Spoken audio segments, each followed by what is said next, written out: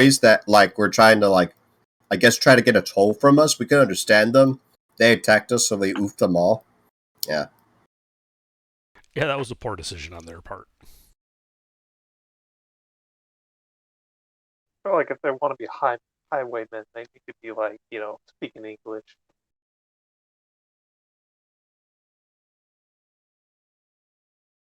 It'd be nice Well, for once, like if a con man showed up, like instead of some typical bandit boy. That would be original.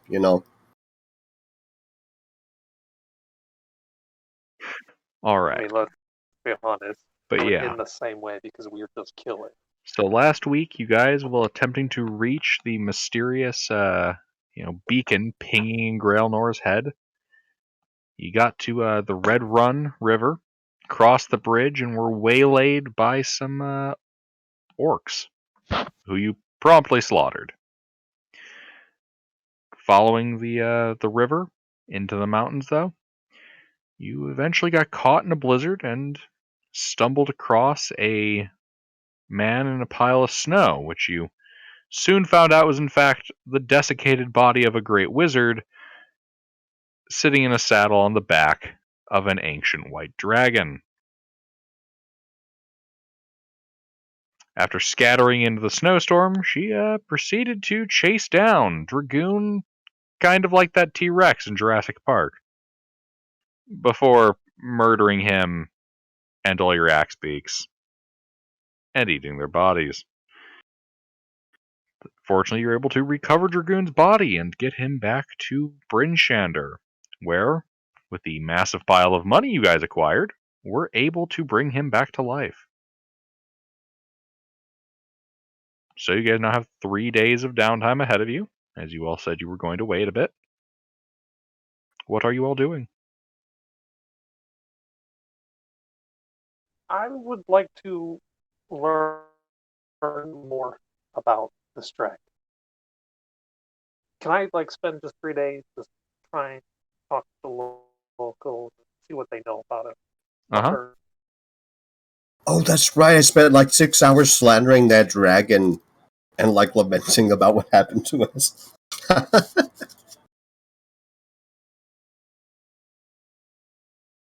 do I need to roll any kind of check or anything like that? Honestly, no. No, I don't think you'd have to.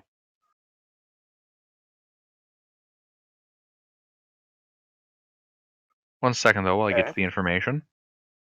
Mick, it's not slandering the dragon if you're right. Fair enough.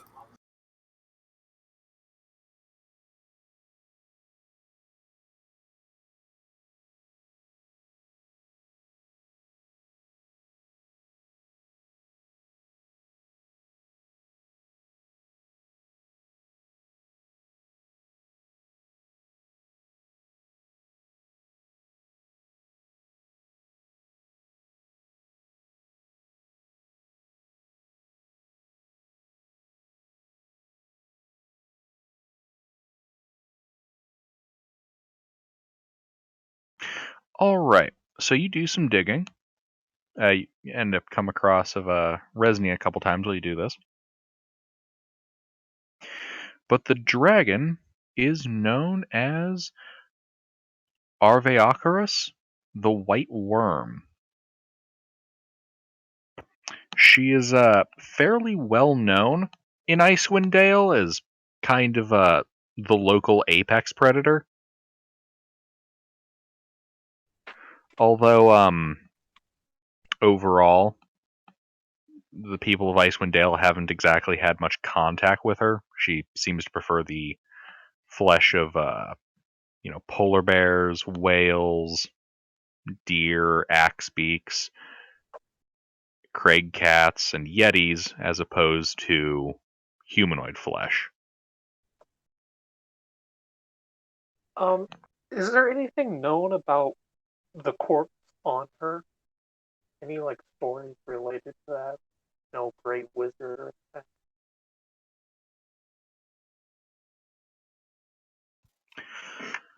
Let's see. Yes, the wizard would be named Melthorond.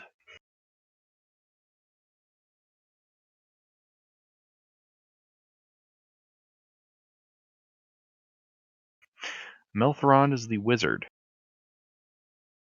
Some of the old stories about Aveocaris is that she used to serve this wizard. Way, way back, about way back. You also know that A very, very long time ago.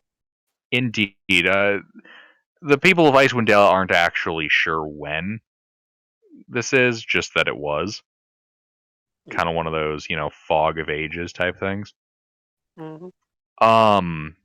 That being said, she is believed to live at the Ragad Glacier.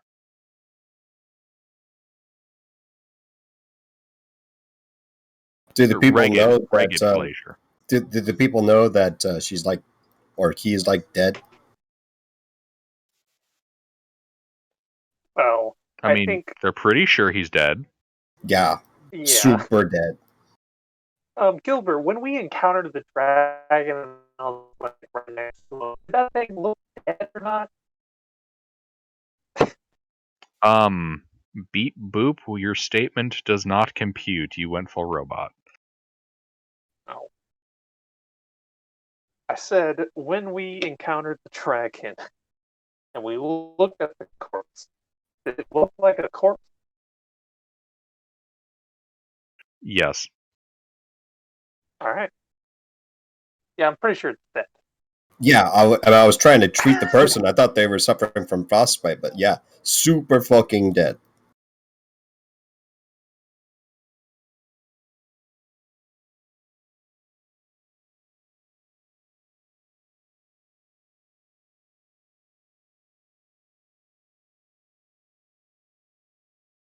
What a twisted dragon. I still can't believe it used that person, the corpse, to lure us. Ugh. I like shake my head. I think it was just sleeping. What is it doing with... It's just so disrespectful to have a corpse on your back. Like, oof. It's a dragon. Do you think it cares? What if the dragon was like under a compulsion, but the compulsion didn't end when he died? Oh, God. That actually makes sense. Oh, my God. That would explain why he served the wizard faithfully, if the myth is to be considered true, or the local gossip. That, or maybe he's just a little too faithful. I mean, that thing looked like blind, so You might maybe have it just to doesn't know. ask the dragon. You might have to ask the dragon herself if you wish to know why it's on it. Never. I shall return. When you say that, I nod my head at you. I'm not asking. I don't need to know. Yep. I do not want to lose my head. Yeah. Won't be your head that you lose. It'll be frozen right onto you for the rest of eternity. He'll just add you as a trophy. Oh, God.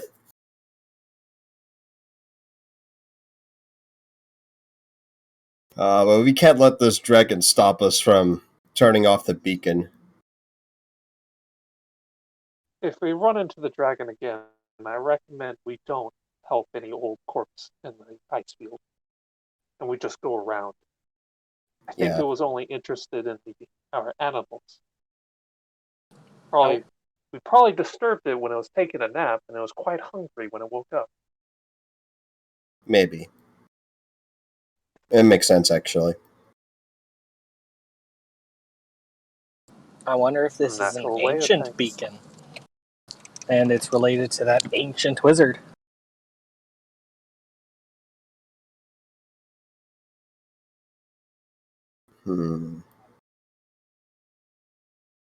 Now, shall we get a go on? Yeah. Yeah, assuming we got our 3 days of downtime, so Dragoon can mostly recuperate. Yeah. Yeah, and then Dragoon, he'll be able have to you- rest on the Go road. ahead. Yeah. Is there like something that you need to recuperate from when you die that I'm forgetting? A -4 to everything. Oh, okay, that's yeah.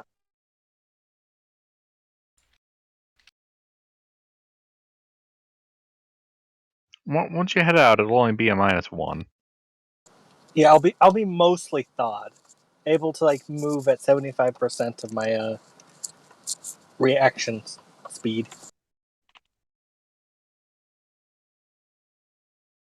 That's from Raised Dead, the spell. Okay. The second paragraph, if I remember correctly. Thank you.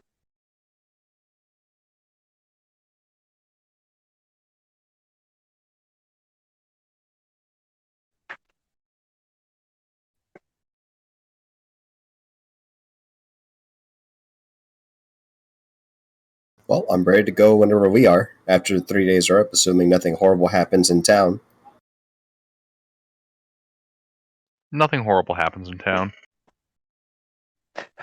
Still cold, still miserable. Pretty much. It's cold, it's miserable, it's windy, and it's dark. Yeah, Granola was making scrolls. Did anyone want to do anything while the 3 days of downtime? Because now would be the time, definitely, to say the thing. Cold, miserable, and windy in Icewind Dale. Must be Tuesday. I spent some quality time with my family, and I did a little bit of research on the dragon we encountered. Can't think of anything else that I would like to do. Okie doke.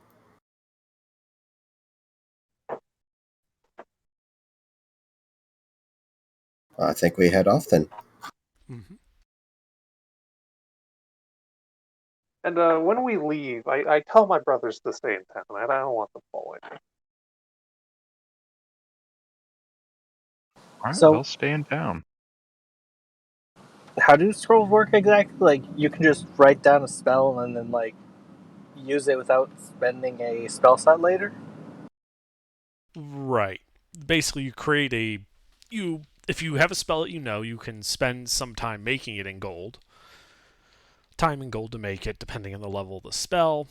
Once you have the scroll, you can cast it from the scroll, which of course destroys the scroll, but doesn't use a spell slot.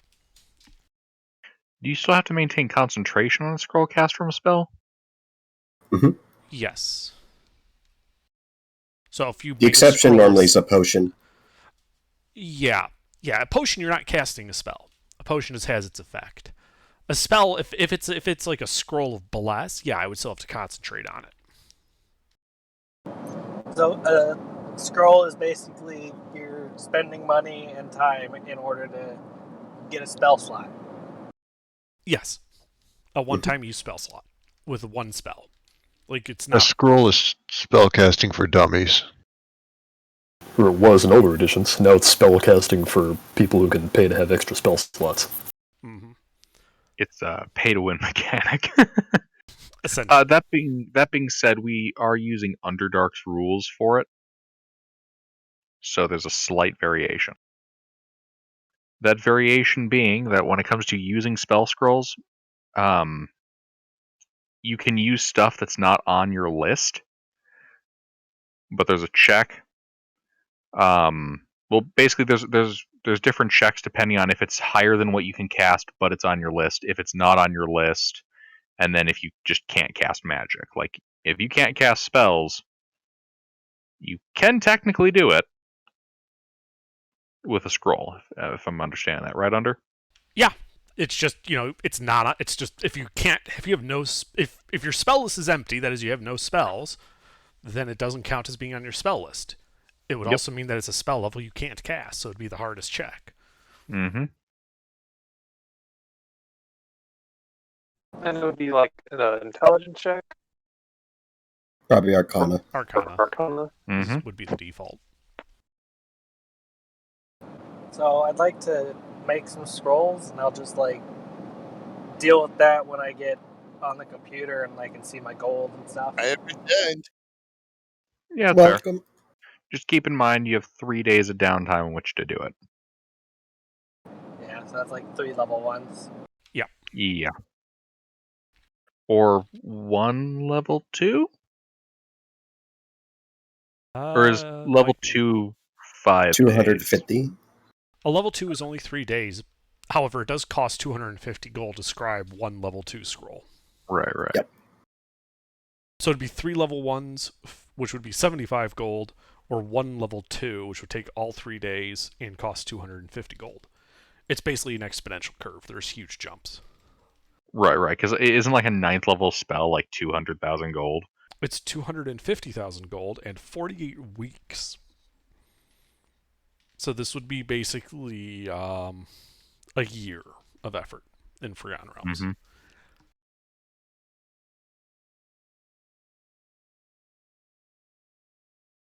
All right. So I take it you guys are all going to proceed down to the beacon? Yeah. Yeah, back to where we were before we got distracted. Did you guys buy new axe beaks and a new cart? We did. We bought a wagon. Mhm. Okay. Ooh, a covered wagon. Okay. So you basically have a mobile tent now. Yes. All right. Along with I am those of us sitting who in- have our own tents. So who here would like to dam the party? Sure, I would like to Oh. navigate. All right, roll a d8.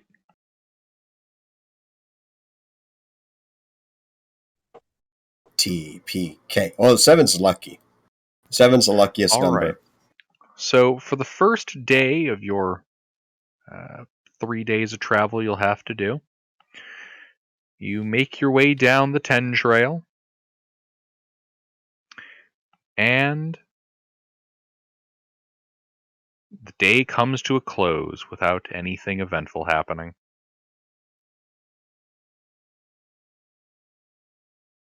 Cool.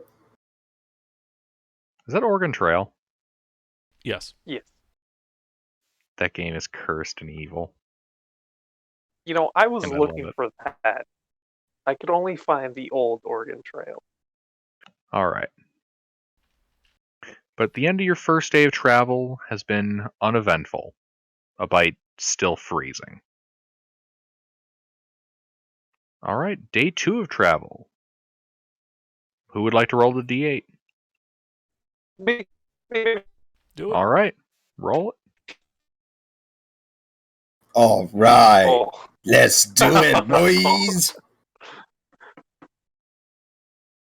Roll a d20.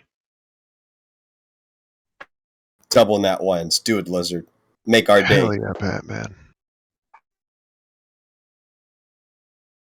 Oh, so Well, close. close enough. Close enough. I respect the effort.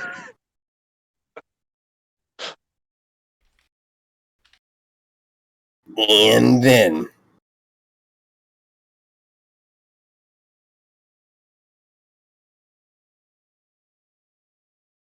You run into the dragon right where you left them.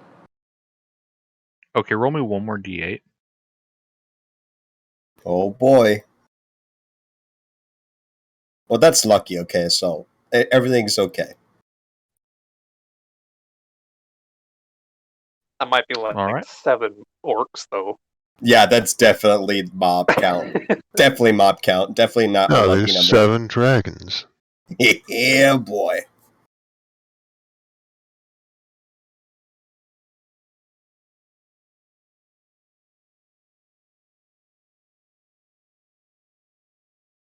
That's the wrong. Hold on. Uh-oh. Uh-oh, Spaghettio. We've run across the Enclave. They have power armor and miniguns. What?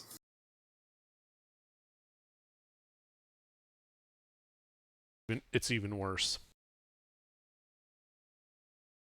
All right. It's the We have to fight this gang. Oh, no. no. Oh, where did you find this version where they bob up and down? I like this. Alrighty. So as you guys are traveling down the 10 trail, you all come across. You can kind of see right by the frozen river because you're kind of reaching the Red Run. You can see a polar bear belly surfing down some snowy hills. Is this an uncommon sight?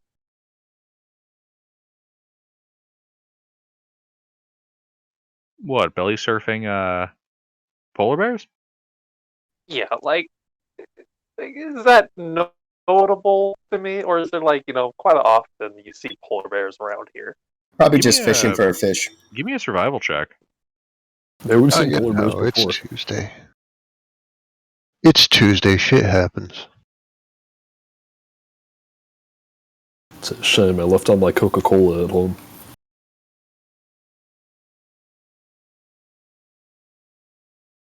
Oof. I don't know. Do polar bears, belly surf in the snow? Yeah, totally. Nothing's wrong with this. It's just probably looking for fish in some like water hole or whatever. Let's keep going and ignore the polar Yeah, bear. well, Yeah, let's keep a yeah, respectful distance and just keep going. yeah, It's kind of okay, weird, like, but, oh, that's you kinda know, neat. I've whatever. never seen that before.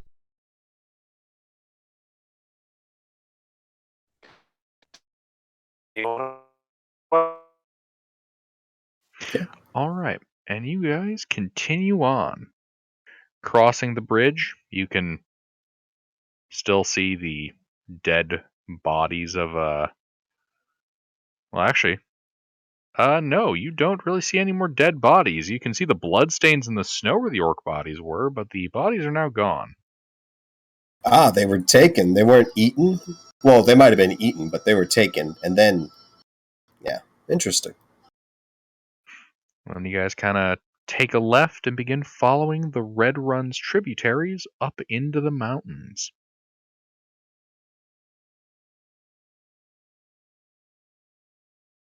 All right. Yeah, it would be too hard to follow the river. Kind of keep following it. Till eventually you guys pass by a familiar looking stretch of woods.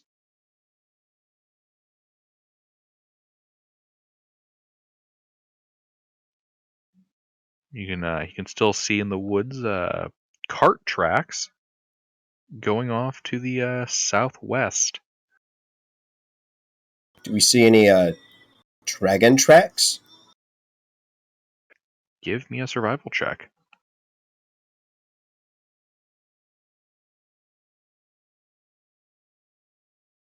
It would be interesting to know where it went after it fed. See what direction it went. Well, you see dragon tracks very, very faintly, kind of out in the opening by the frozen river. You can see those faintly get they're faint, then they get much more distinct inside of the woods, kind of following the cart tracks. Yeah, probably a lot of broken tree branches. A lot of broken tree branches. We should stay clear of that. Whatever that portion of the woods is. You mean the Where's your part where sense of Dragoon fled? Where's your sense of daring and adventure? We're Well, going depends. to the beacon. Is the beacon in that direction or a different direction? No, the beacon is to southeast. This is going the southwest. Okay. Oh, well, let's go to the yeah, beacon. let's go to the beacon. All right. You guys continue to follow the tributary of the Red Run until the end of the second day.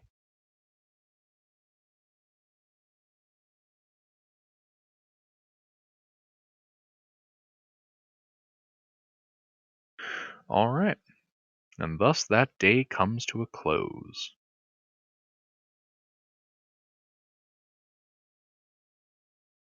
Another long rest.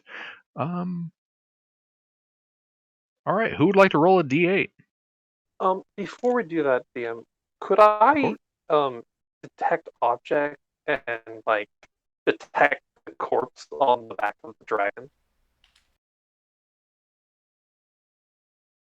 How are you defining your search? Corpse on the back of a dragon, I would not say is a We know the name. sufficient answer. Yeah, Yeah, the it's corpse that you see Melpharon or whatever. Melaron. Corpse of Melaron. What's the range of that? Trying 1,000 feet, if 1,000 I remember feet? correctly. Something like that. You detect nothing. All right, and that's it. All right. They've been keeping watches throughout the days, right? Should definitely be doing that for now. I kind of assume you guys are taking a watch. I just wasn't gonna have you guys do watches on, travel days where nothing's happening. Okie doke. Just making sure. I'm not gonna narrate each individual, watch. Also, All right. So who would like to roll the next D8? I can.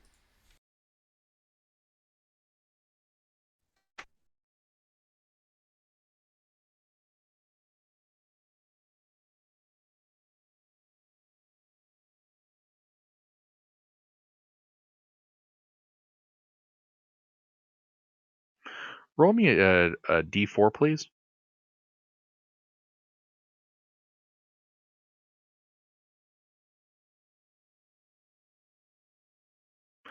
All right. And one more D4.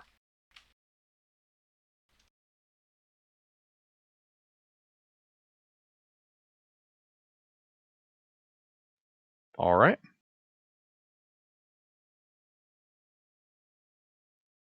And toss me a D20.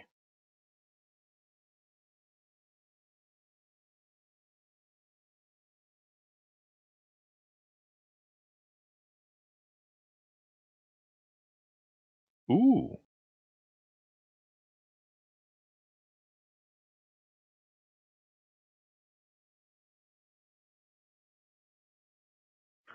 Alrighty. So, what are your guys' watch order? I shall take first and second. I am an elf. I'll take fourth.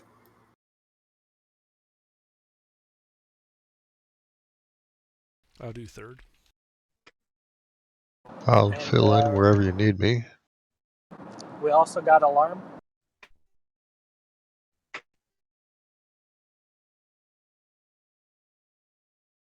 Yeah, at least a couple of us will have alarms up. Mine's set to loudly ring out. I think Joff's with third watch as well.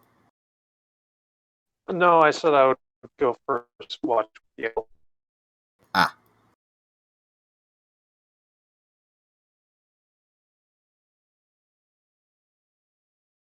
All right.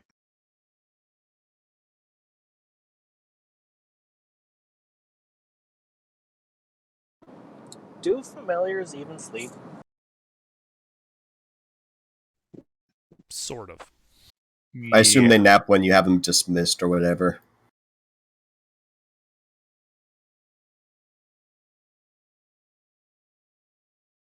It's like a Pokemon, you know?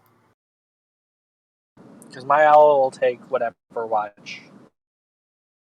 All right. So,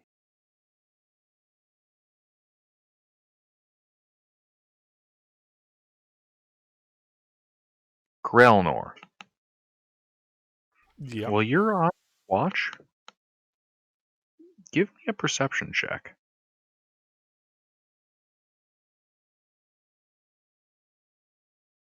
You've been on watch for about half an hour. Okay. Just so you know, I have 120 feet of dark vision. Indeed. All right, yeah. So, you can kind of see out around a snowbank. small, white-furred, vulpine-looking critter kind of bounding through some of the snowbanks, and looks like it's circling your campsite. Looks like a Arctic fox. Okay. Like, how big are these things? Small, size of a fox. What seems Okay. weird about it's maintaining line of sight on you guys. Like it's not looking anywhere else. It's like staring at you. You I can see it. can see it. I reach out with my telepathy and greet it in common. Hey, buddy, what's up? Oh shit! The jig's up! What jig? You begin to run off into the snow. All right. I'm not chasing it. I didn't wake anybody up. I just...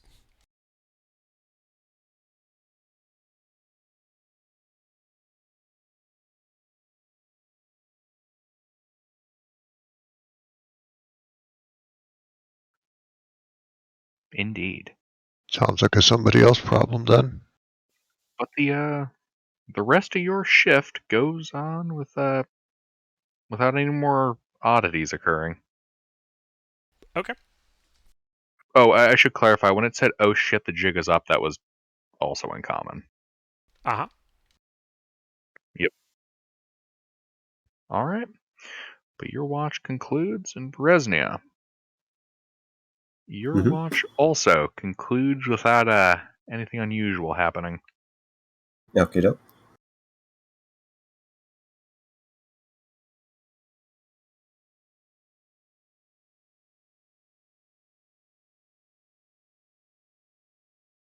And a new day dawns here in Icewind Dale.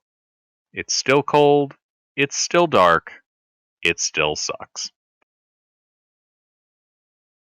It's still Tuesday. Yeah, on that note, is it summer or winter? What? Summer or winter? You're breaking up. It's- You can't understand. Oh, you. season. He's Is it asking for summer or season. winter? It's always been winter. It's never not winter. Currently it's summer. Allegedly. The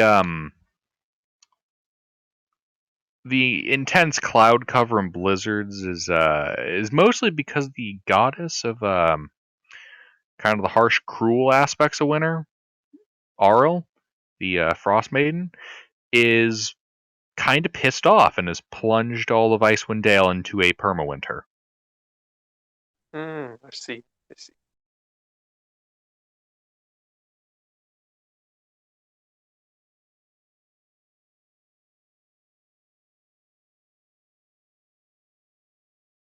Oh, shall we continue on? Yeah. Indeed. Hey, something just occurred to me. What do people in the Forgotten Realms call the days after Sunday?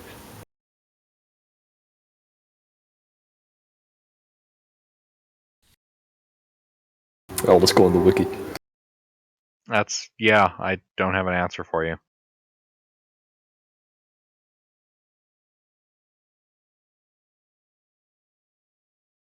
Alright, but you guys continue to this here beacon.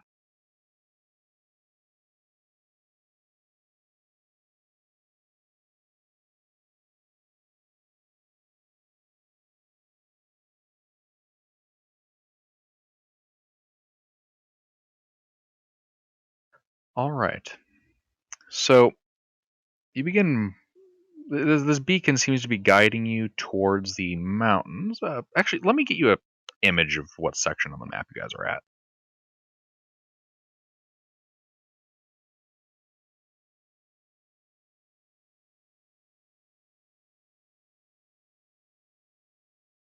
Apparently Wizards has never addressed this.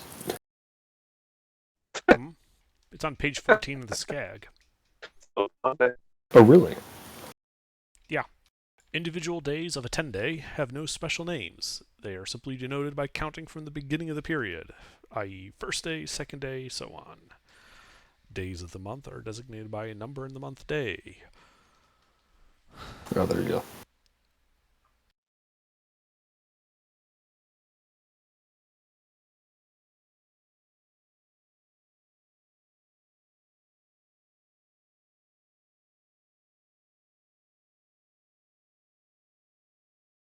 So onwards and onwards.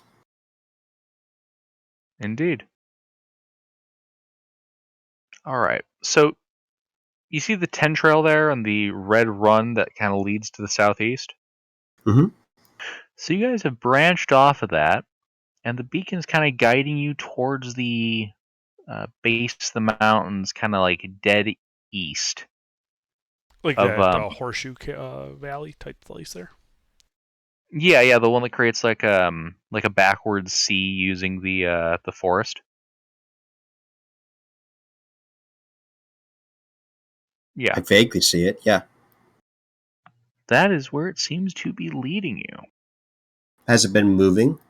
No, it has been stationary the entire time, near as you can tell. All right. So as you trudge deeper into this mountain valley, an eerie glow betrays the monstrous outline of a rather ominous-looking object. You can see this mass kind of at the far end of the mountain valley that looks almost like a chitinous cephalopod. You can see what look to be ropey tendrils stretching from the front of this mass, as thick as tree trunks, connected to a massive kind of swirling shell. At this distance, the structure looks to be about 2 stories tall. Do I I don't know suppose what this looks is? familiar. Wait, is this alive or not alive? Like, or I guess is it moving? All of these are good questions. As you kind of ponder it, you can see the snow dead ahead of you is shifting, like something's moving underneath it. 2 of these trails beneath the snow. And from it, a pair of kind of worm grub looking creatures erupt out of the snow in front of you. Grub. Grub. Grub. This Grub. is the scene that you see before you. Roll a niche. It doesn't look like grub. I mean, if you want to eat that, it's entirely up to you. I wouldn't call it grub. Oh, that's one way to use a nat 20. Right. Rip Dragoon. I think you got that +7. Yeah. I mean, nat 20, nat 1, go all throughout. And It's honestly, going to be a the weird initiative is order. like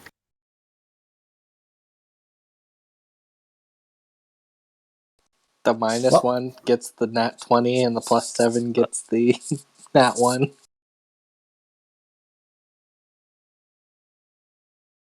All the slow people are fast, and all the fast people are slow. I think a guy said something about that one time.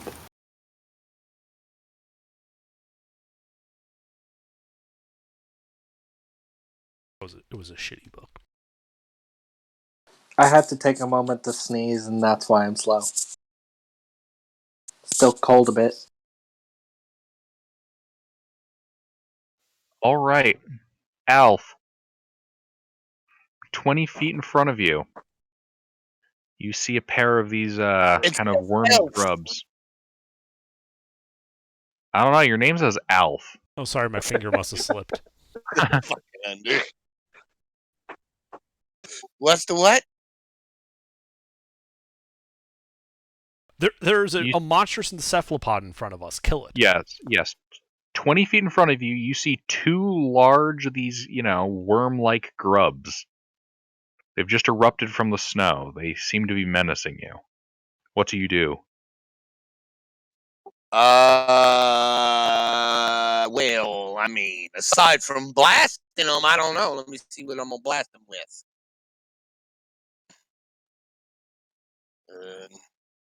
How many of them are there? 2. Okay. 2. Grub. I am going to cast Ray of Frost on one of them. So I rolled a hit.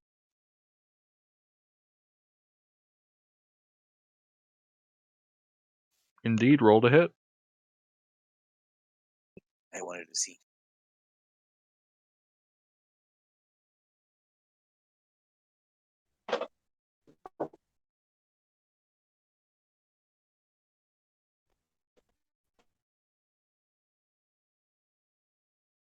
Five points of cold damage. Indeed, 5 points of cold damage. Does it look effective? It does look like it did damage.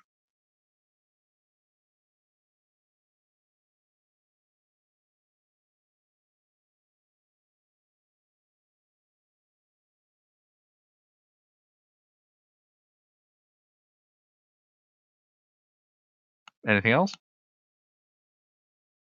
I draw my sword and enter blade song. All right.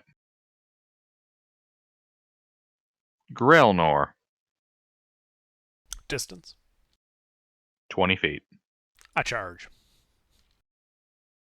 I'm gonna smack it with my hammer.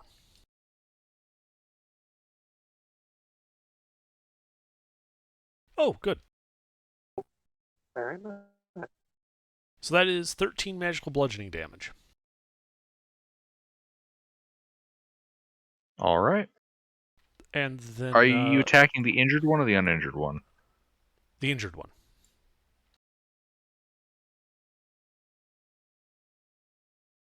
And then I'll have Sir Kilobot do a rend on it.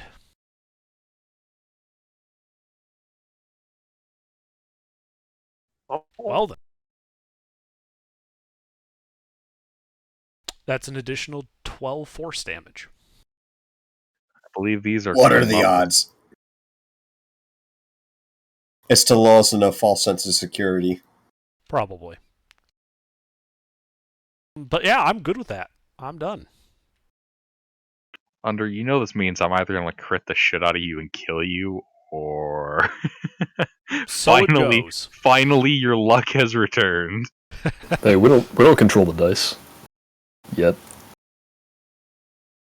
Maybe All you right. don't. I do, you coward. Tuna, Alright, how far away are these things? 10 feet. Yeah. 20 feet, 20 feet. Alright. Is anyone in melee with them? Grailnor. Alright, I run into melee with Grailnor and the one that he's in melee with. And then I'm gonna smack it.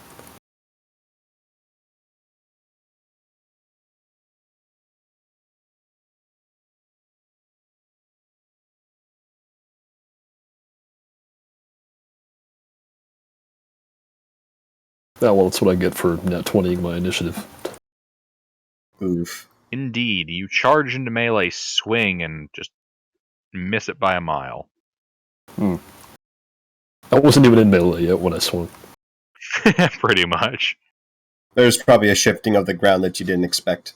Yeah, no, I'm like Bartolo Colon up on the mound. My helmet falls off a little. Alright, yeah, albeit. Alright. Well, this guy...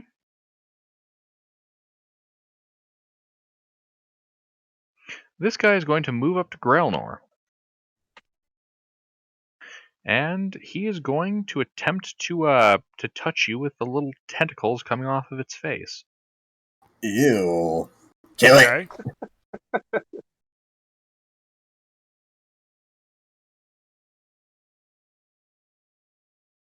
Oh my god! The prophecy is true! Jesus! The prophecy is true. Uh-huh. Hopefully for that one.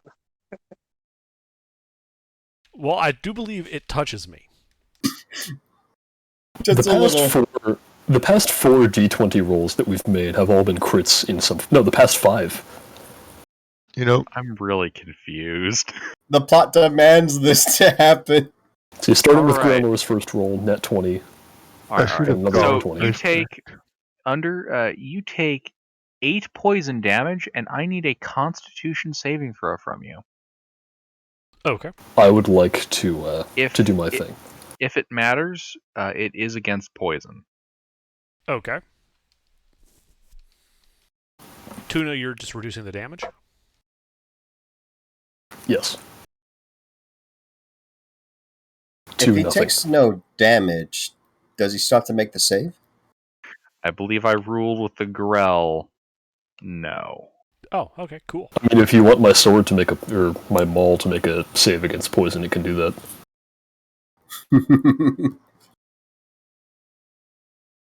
It's immune. Alright. And then it's going to try to bite your face, Grelnor. Uh-huh.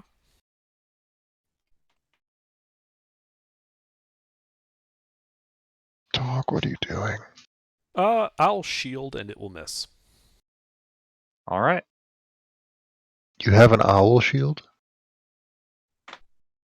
I don't get it. What's going on with these dice? Joff? No, this is the interception Nope. fighting style from Tasha's. Is there a how many of them are there? 2. And could I hit one of them with an ice knife and then not hit my allies? You could hit both of them with Ice Knife without hitting your allies. They're sufficiently large. Alright. And I'll go after the one that is targeting Grelnor.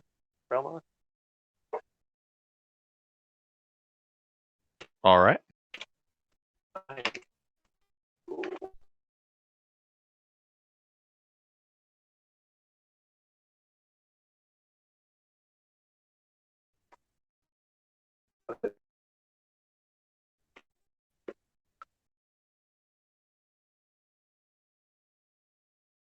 That does not hit. Oof. Sorry, it was slowed update on my end. Yeah, it does that. And then they need to make dex saves for half.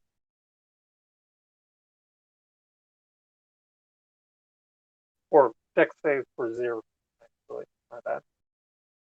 Wait, why are they making a deck save? Ice knife explodes. Regardless Ah, whether okay. he hits or misses.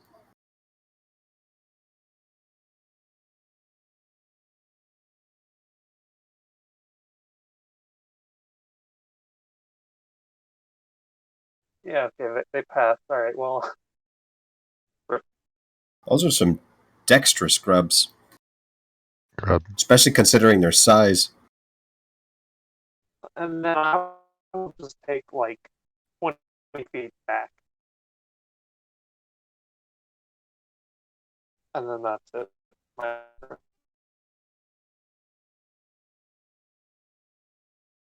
Alright.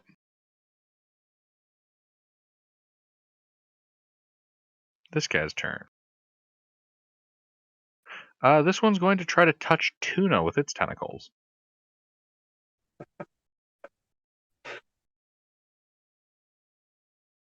Oh no! Yeah, that hits.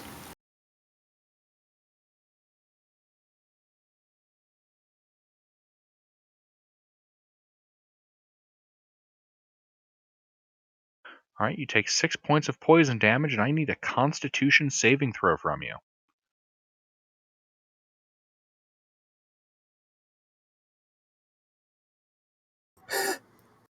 Alright. I have not rolled a non-critical yet. So let's see. You are now poisoned for 1 minute.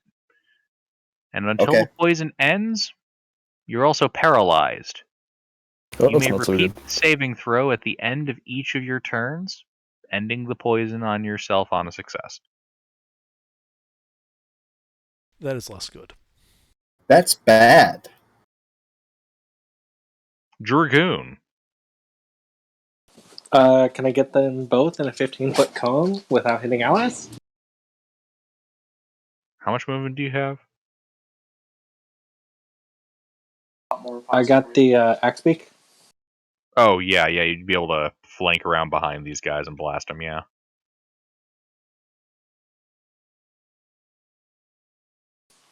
Well, 2 dex saves. As I hit them with the flamethrower and then burning hands.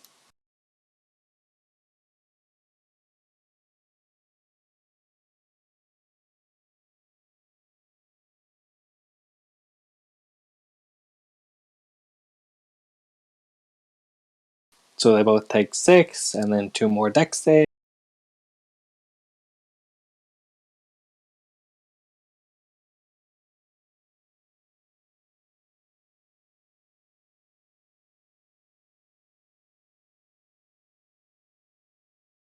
And then they take half of 13.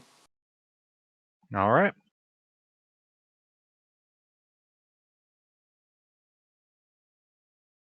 And then I have my axe beak use whatever movement it has left to back up a bit. It backs up 10 feet.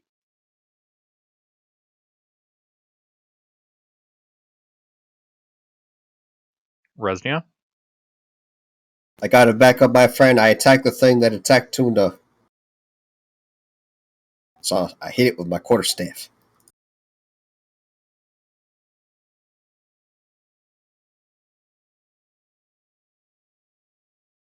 For 13 points of bludgeoning damage, I bop it in the snoot. And I follow up with 2 unarmed strikes.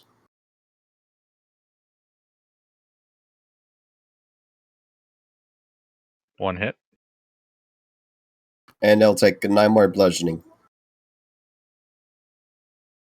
I know that's no mechanical thing, but I would try to intercept myself between Tuna and this thing. Right. That's what I do. That one is now bloodied.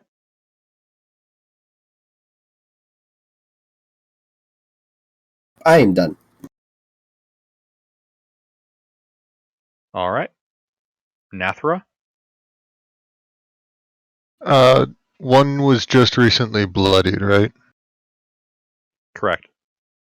And the other is unhurt or very lightly wounded. Very lightly hurt. Alright, I'm going to smack the bloodied one with a guiding bolt.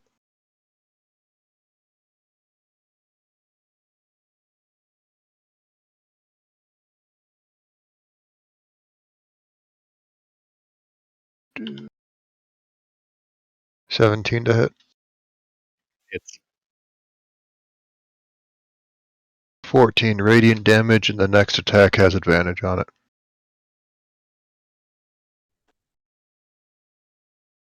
all right. And that's gonna be my turn. Okay. Alf?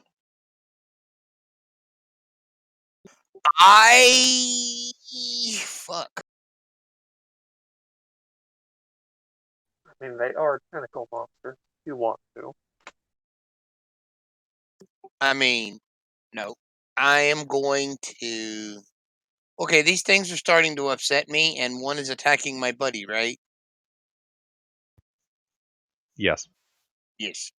So let's up the ante and let's blow these things to pieces. I'm gonna scorching ray 2 of them.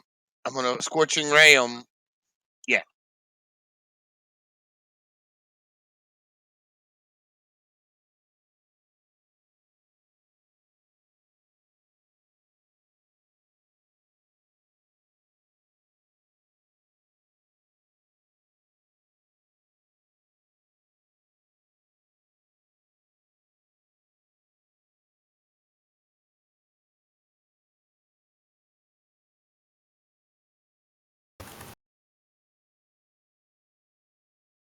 How many hits?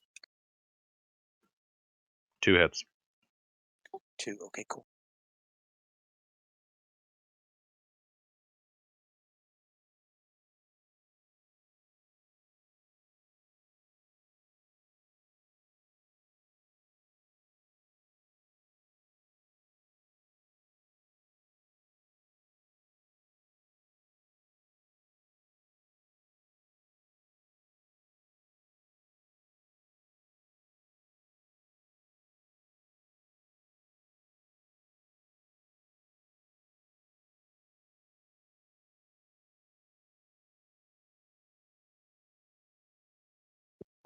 One has 10 fire damage and one has 3.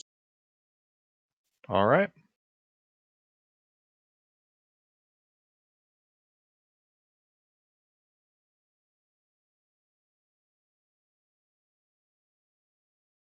Grelnor? All right. The one that's bloody, is that the one I'm in melee with? Yes. Excellent. I hit it with my hammer. We forgot about guiding bolt, didn't we? Well, here, I'll just use it on this one.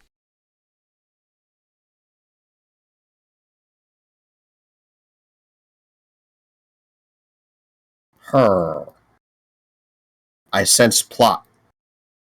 So it's 16 magic bludgeoning. 3 nat 20. Is it still alive? Yes. Sir Kilobot will rend. Look, man, we're gonna have to. Oh, I was about to say. What are these rolls? Dude, Right? it's so extreme. The Roll a d20. There are 2 numbers that come out, 1 or 20. Then, as a bonus action, I will cast Sanctuary on Tuna. Nice. I'm done. All right. Mumbles over here is a little paralyzed. Tuna! Con save. Cool. Unless you'd rather not make a con save. No, I think I'll make a con save. Are you sure? Do it. You remain paralyzed. Oh well, at least it wasn't in that one. Somebody finally got rid of the coin and put the d20 back. Alright, so, yeah, this guy's gonna try to feel you with his tentacles, Grelnor. Okie dokie. It's a shame I can't take reactions while I'm paralyzed. Yeah. I shield. It misses. Indeed.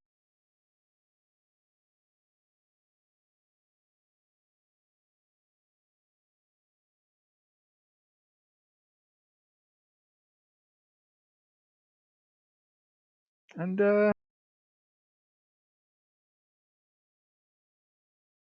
yeah, no, it's not gonna bite anybody. Alright. Joff. Joff will use a produce flame and attack move up 10 feet and then attack the one that's fighting Galenor. Alright. I gotta get used to not using Slashbot every single time. Bangbot was Alright, displeased with that motion. Yeah, he heard me shit. Well, Joff, you did hit something.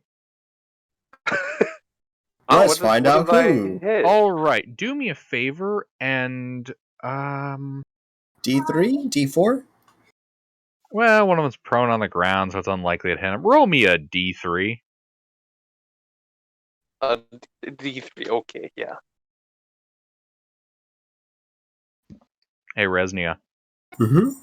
you done just got blasted in the back. Oh, it feels warm, doesn't it? And I add my wisdom mod to the damage, right? Unless you have a class feature, normally no. So just a straight D8? Should be. Okay.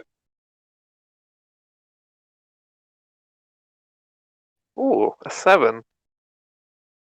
Hey, that's a good damage roll. It's like, ow, watch it. Yeah. I'm resistant to fire.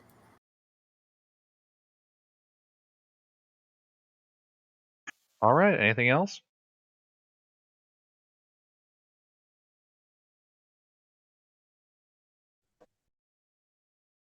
Joff? Oh no, that's it. All right. DM1. DM1 is going to attempt to touch Resnia with its tentacles.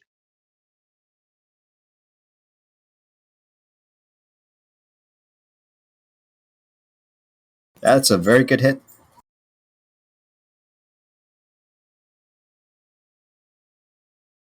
You take 5 points of poison damage, and I need a Constitution saving throw. This is versus poison, correct? Correct.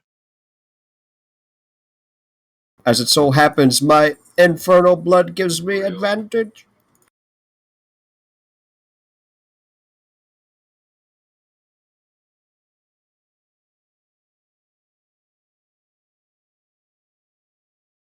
That passes. Huzzah. It's then going to try to nip at you.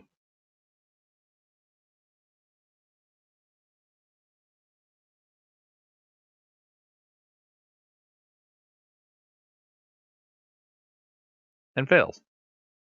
I swear to God, it's like I only get insane rolls when I'm trying to kill under. Funny that. Indeed. It's like you guys are using rigged dice. We've each taken Dungeon Master as our preferred enemy. All right. Dragoon. Can I still get them both in a 15-foot cone? Yes. All right. Flamethrower. 2 deck saves. Are you also going to be burning hands? Yes.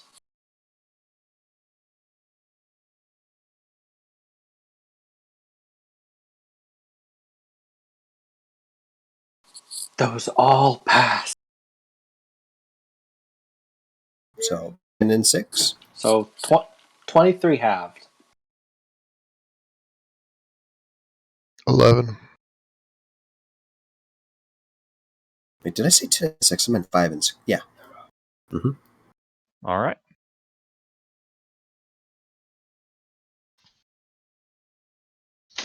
Anything else? No.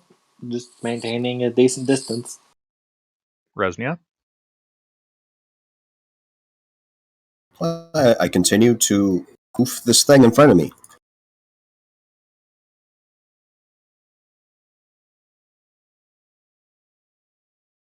First with quarterstaff.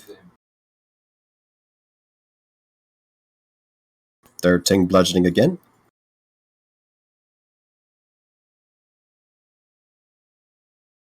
And I'll give it a single unarmed strike.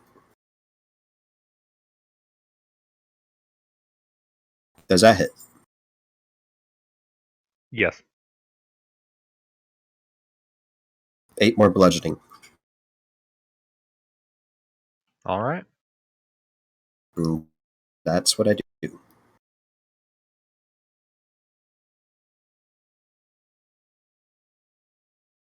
All right. That kills one of these carrion crawlers. Nathra.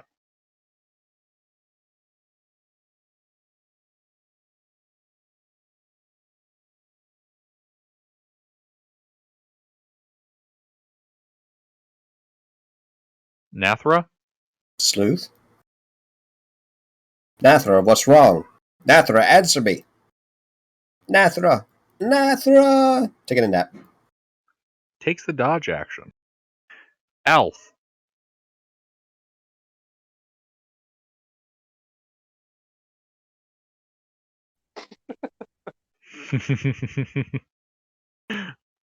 Alf. We're dropping like flies. Alf takes the dodge action. Railnor. This is a perfect opportunity for you to just Take one of Grailnor. them. That's I'm just funny, kidding. Ender. I'm just kidding. Okay. I was about to say, Grailnor takes the dodge action. No. So there's one more left, right? Is it bloodied yet? No, not yet. All right. Well, I go over to it and I attempt to bloody it with my hammer. Indeed.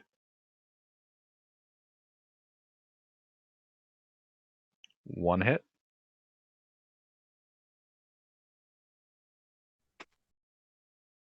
Ten magic bludgeoning. And Sir Kilobot shall rend.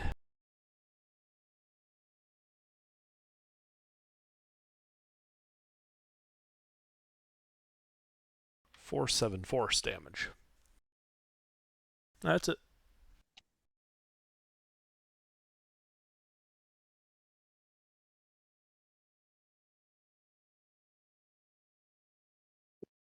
I'm back.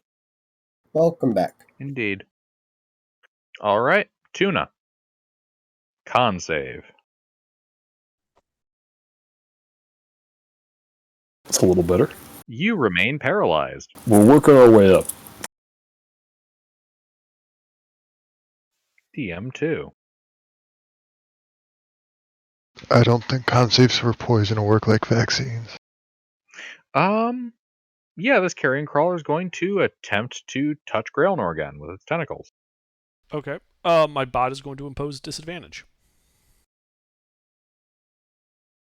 I forgot I could do this.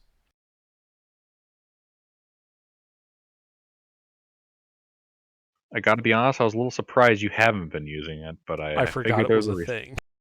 thing.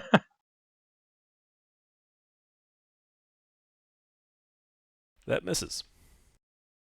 Indeed. It's gonna try to take a little nip at you. Okay.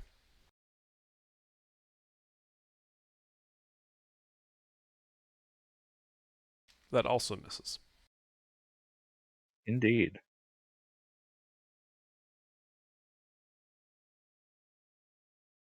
Joff? Joff is going to call out to Tuna. Tuna, you okay? And then when I don't get a reply, I'm like, shrug, and I'll shoot a fireball. Or, not a fireball. Produce flame. Produce flame. Fireball.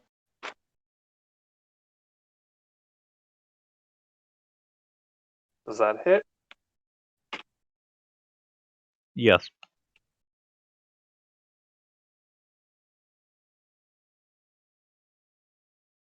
And then that's it. Indeed. Dragoon. Flamethrower.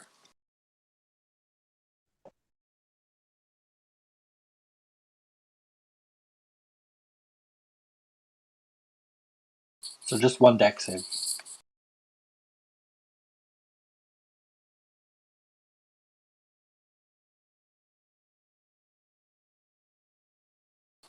Five damage.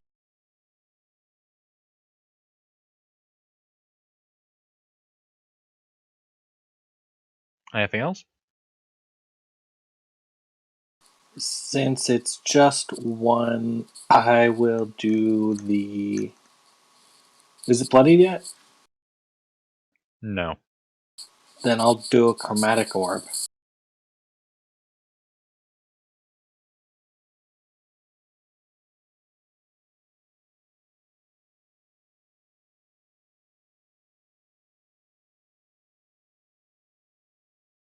$14 damage. Now it's bloody.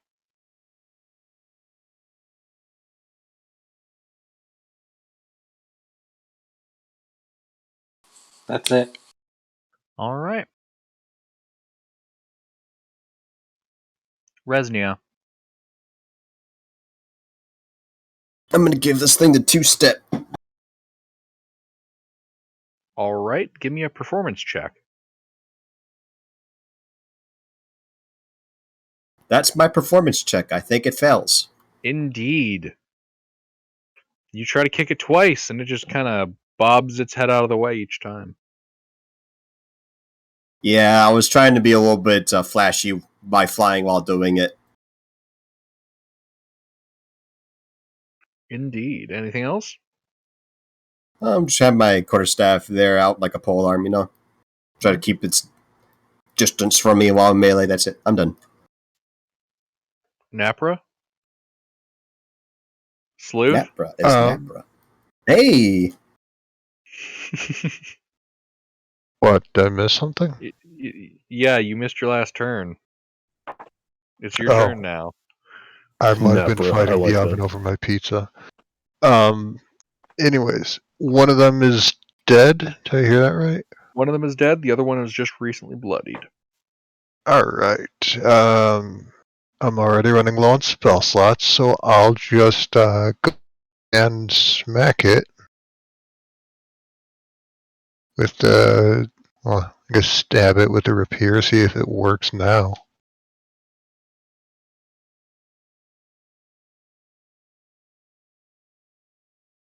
Hit. Sneak attack damage. I'm Yep. melee.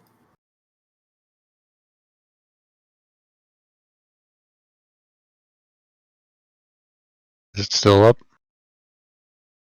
Yep. Bonus action, second attack.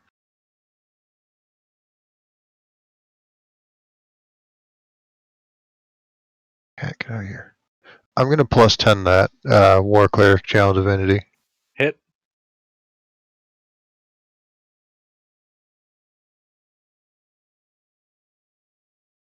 Five more damage.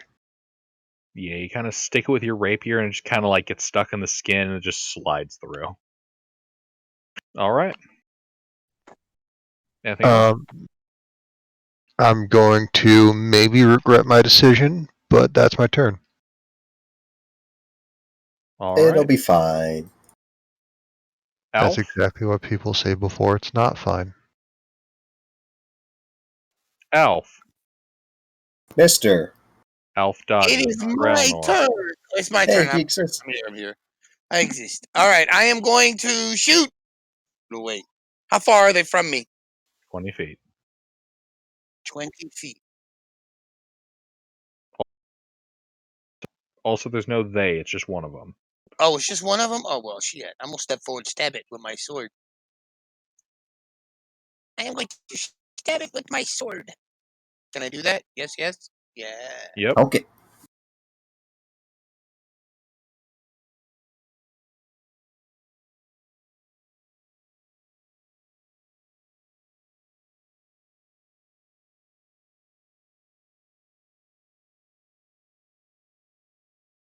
That didn't hit, did it? Nope.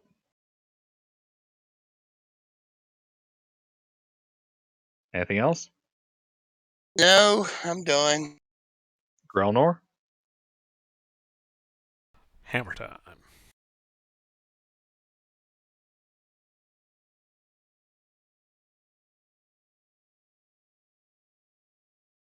Hit. 12 magic bludgeoning. And a red. Hit. 8 force. That's it. All right.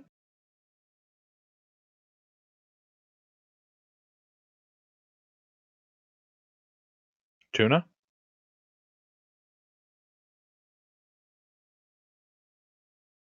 Yeah, that's better.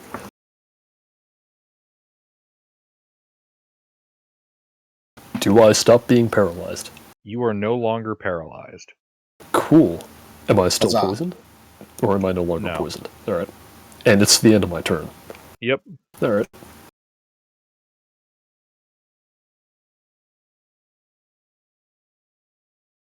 Napra. This carrying crawl is going to try to touch you with its tentacles. Did Okay. Napra move into melee with me while I was paralyzed? Yes. Brilliant.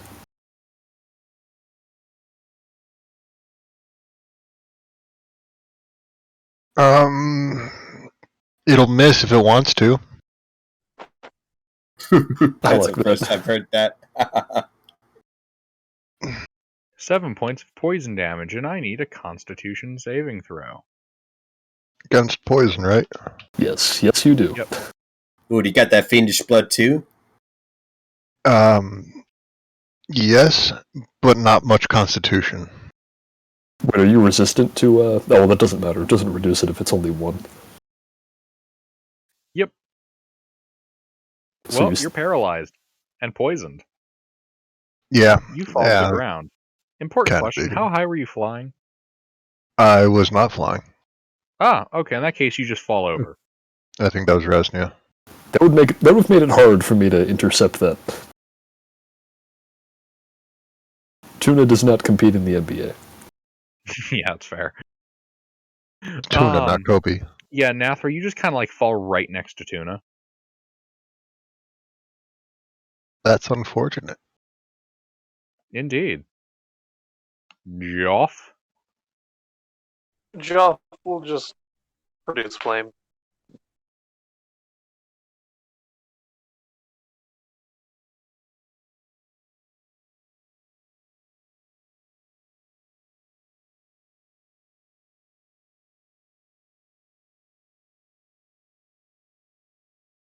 And then that's it for me. Alright.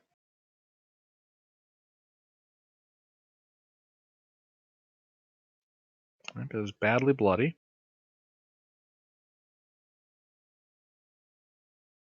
Dragoon. Flamethrower! Deck save!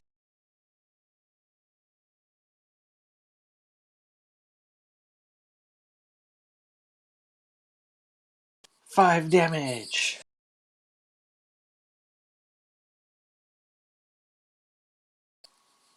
And then I'll just do a fire bolt.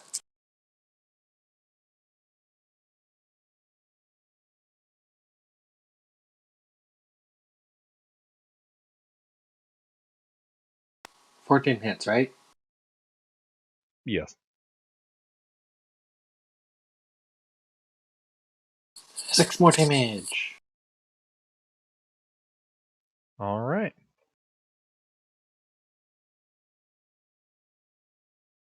That's it.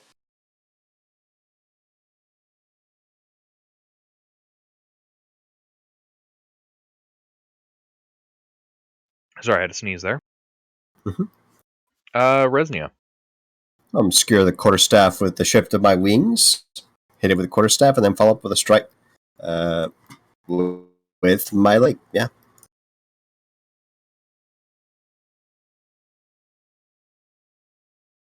Two hits.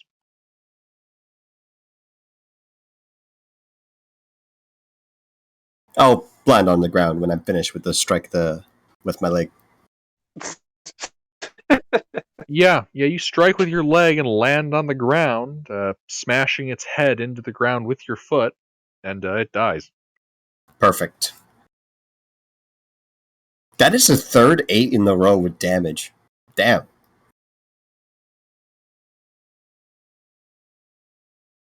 So, are there any more things trying to murder us immediately? Other than the weather? No. I think we probably wait a few minutes for our friend to snap out of it. Yeah. Oh yeah, Nathra. Yeah, a minute goes by, and Nathra is no longer paralyzed. So does this thing look familiar to me? You know? Kinda does, Resnia. It's real familiar. Ah, yes. You've been here before. I sure have.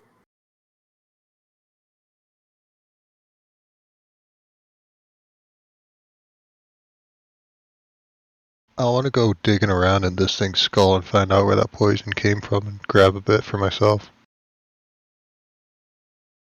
Give me a nature check. Cool boy. Could it be survival? Sure.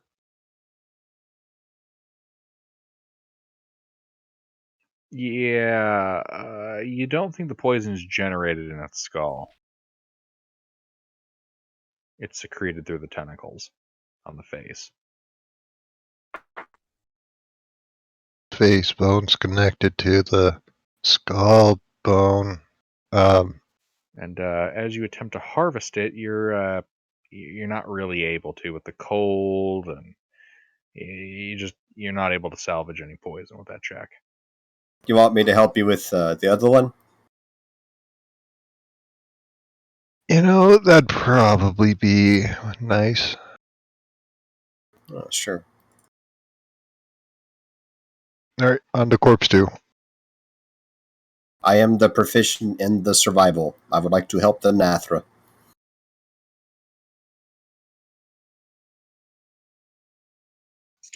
I will step away for a Hey, moment. I that's shall even return. worse.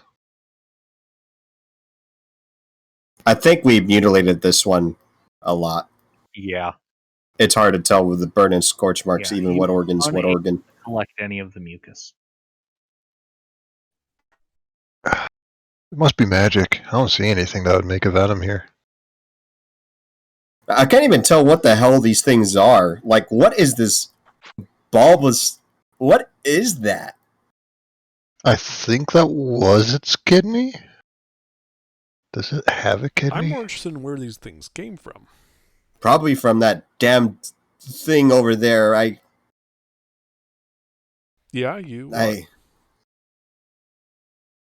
I know this place. I've been here before. Oh, good. Nothing So good is inside there. Inside where? Well, what is it? And I glance around. I try to remember. Do I remember? Or is it just half-lied memories as before? Give me an intelligence check.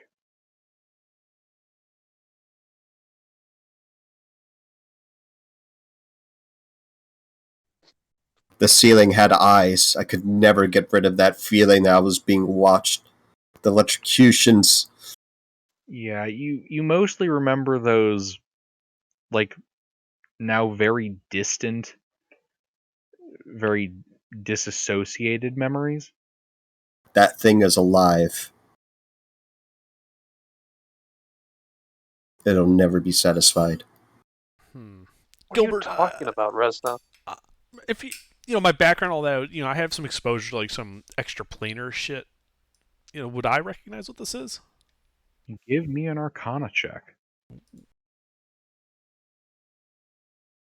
If you're gonna go in there to turn off that thing, if we're gonna go in there, do not give them a chance to take you. Don't ever trust them.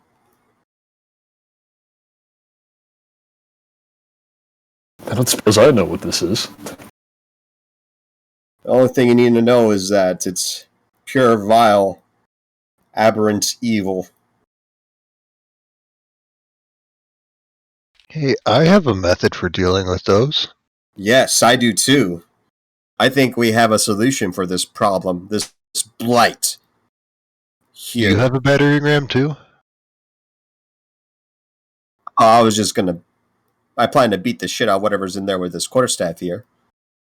But a battering ram couldn't hurt. Mine's a little bit bigger.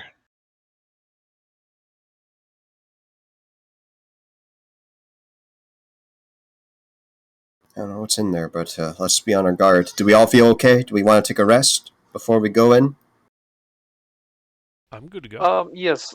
Okay. Never I'm mind. just What are we one going voice. into? You see that shellfish-looking thing in the background of the picture that was posted? Is that not what we're talking about? Is that where the beacon is? Just to confirm. Be funny. Yes. Okay. Yeah, we're gonna go in there and deal with this fucking beacon. Oh, the scale of that thing is very large. I see now that the larvas are like those tracks coming from it. Yeah, they're in the extreme foreground. Oh. It's like, what the fuck are we talking about? Okay, it's a. All right, that's what we're going into. Don't be surprised if you hear voices coming in. It's quite common.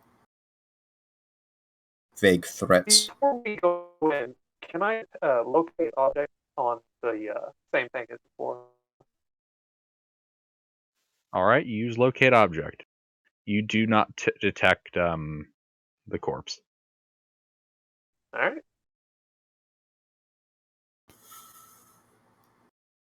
And I suggest we take a short rest and use our hit die heal. Sure, if people need it. Yeah. Yeah, I assure you, we'll need all the resources we can pull up. And do one of you guys give temporary hit points? We do, you don't. I'm afraid the only temporary hit points we got is the blessing from doing some quest and like And that's only shining every light. dawn. Yeah. Yeah, that was a one-time deal. Okay, it's not like it's someone's ability that. No. Yep. Sorry. Yeah, you had to get out on the ground floor. It's too late to buy.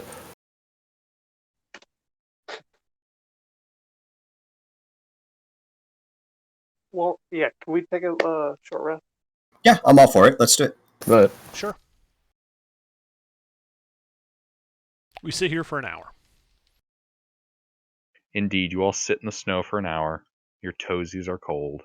Your butts are cold. I've got a robot. You're all cold. Prestidigitation. You're all warm. What's colder, the metal or the snow? Always metal. Yeah, the air is colder than the snow. Stick your tongue to it and find out. Yeah. Here, you can stick your tongue on the heft of my anchor that I use as a maul.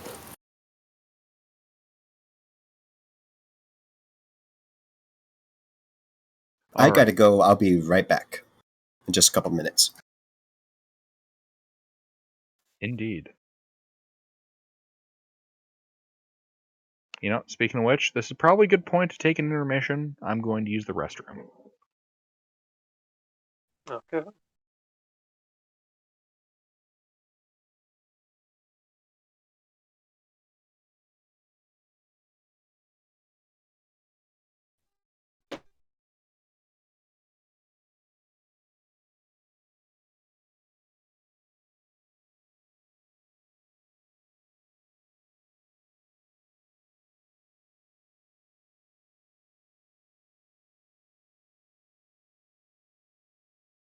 Does everyone have some kind of ranged weapon? I am back. I actually don't anymore. Do a little on my hands into the air. I mean, I have a cantrip. That's what I use as a ranged weapon. I had javelins, but I sold them because I wasn't using them. Tune, I will loan you my short bow as long as you don't also sell that. I can't really use a short bow. Why not? Don't have enough hands. I also can't carry ammunition for it. I'm already carrying a ton of stuff, which is part of why I sold the javelins. They're heavy. It weighs 3 pounds with a short bow. 4 pounds with a short bow and a full quiver. Yeah, but I'd have to take off my shield to use that, and I don't want to.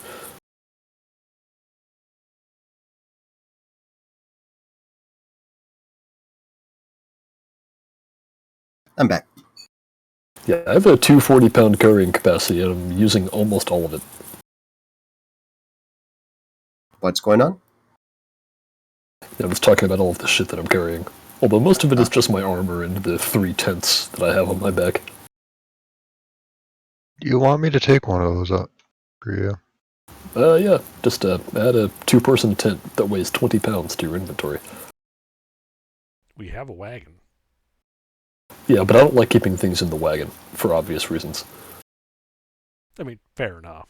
Is there anything in the wagon? No. Just a There's snow. wagon? Well, what would be the point of keeping the tent in the wagon? The wagon is already a shelter in and of itself. So if But you the- lose the access to the elf wagon and you rides in lose the access to wagon. the tent, that would be a waste. Yeah, we got snow in the wagon.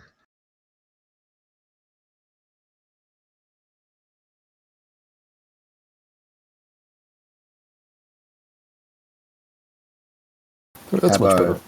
Has our Off short to- rest gone off? Probably, but I think Gilbert is getting snacks. Ah, very good. Well, I'll have to go back and buy more javelins the next opportunity.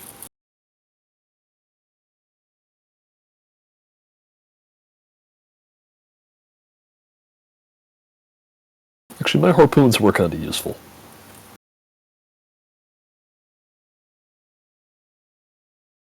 Oh, look at him. Or she. Kitty.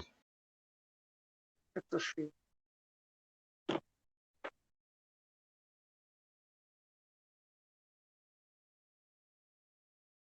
I can All right. already picture the cat frolicking around the keyboard and how irritating that would be.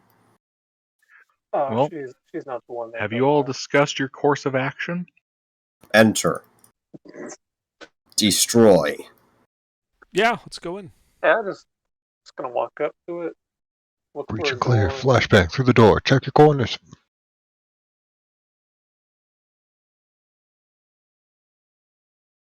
All right. So after waiting out here for an hour, you guys advance upon this large nautilus-shaped structure.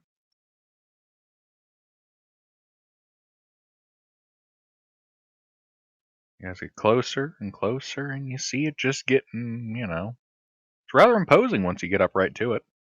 Almost 3 stories tall. It's not making sounds like it normally does.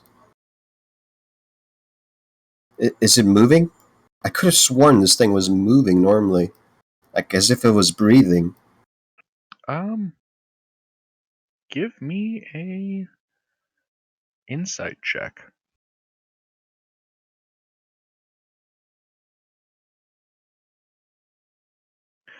Well, you can see, looking at this thing, that it does look still like the fleshy components are alive. They're just moving very lethargically. And kind of the underside of this, from the sides that you can see, the sides that you can see, it looks like it kind of went skidding. From what you do remember, there was a rather large kind of shake or quake that you felt before you were able to escape. That shake is what allowed you to get out. Yeah. I dolefully pray it die.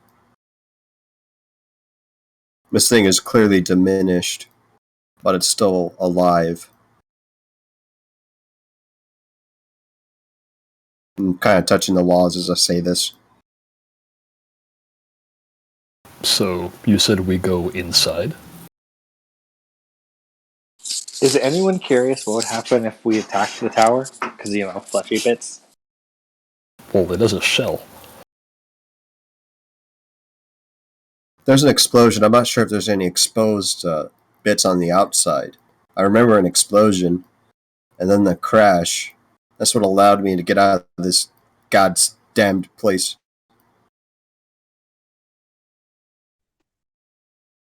Wait, you came from this thing? Yes. I look at him. What race are you? Let me show you. I got a picture. I think a tiefling. Okay, a tiefling. I get Yeah, I look fiendish. suspicious look at him. Like, huh? Yep. Could I spend 10 minutes and detect magic? Yeah. All right. I'd like to spend 10 minutes and ritually cast detect magic. Yeah, this nautilus, this massive nautilus, is radiating magic. Does any point within it seems like it's radiating more magic? Like if I were to like take a lap around the outside of it. No, there does not seem to be a particular part radiating more magic than another. Oh. And when I take this lap around it, do I see anything like an entrance? Or a hole? Well, you can, okay, so you can see the image, right? Yeah. There's a section there that's a top deck, similar to a boat. Basically, you see where those tentacles are attaching? On like the front of it? Yeah. Or let's say the left side. On the bow, on the front. That kind of like long, flat piece close to the ground. Okay, yeah. There's a platform there, like a deck of a ship. Okay, well, after I finish my lap, I say, I think I found out how to get in here. If we just climb up the side here, there seems to be a flat spot with, I don't know, didn't get a good look at it. I know I keep asking this. Under what languages do you know? I know Common, Gnomish, Undercommon, Infernal, and if it does matter, I am telepathic. Alright, yeah.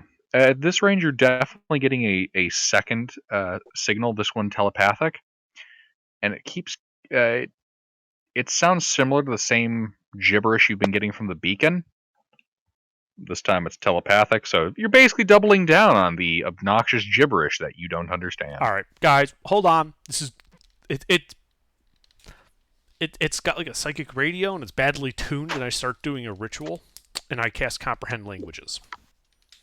What's a radio? So It's like I understand the radiant. literal meaning of any spoken language that I hear. So what is this message saying? Nautiloid down. Emergency protocols enabled. Crew safe, but vessel imperiled. Psi crystal needed. Come at once.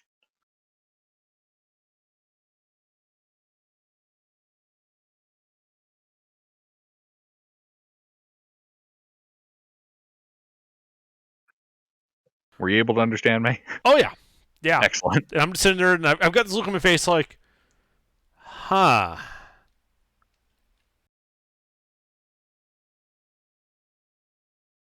Apparently the ship has a crew. Has or had? I meant what I said. They're torturers, didn't hear you. murderers, the lot of them. Yeah. Well, the ship is telling me that that they're safe.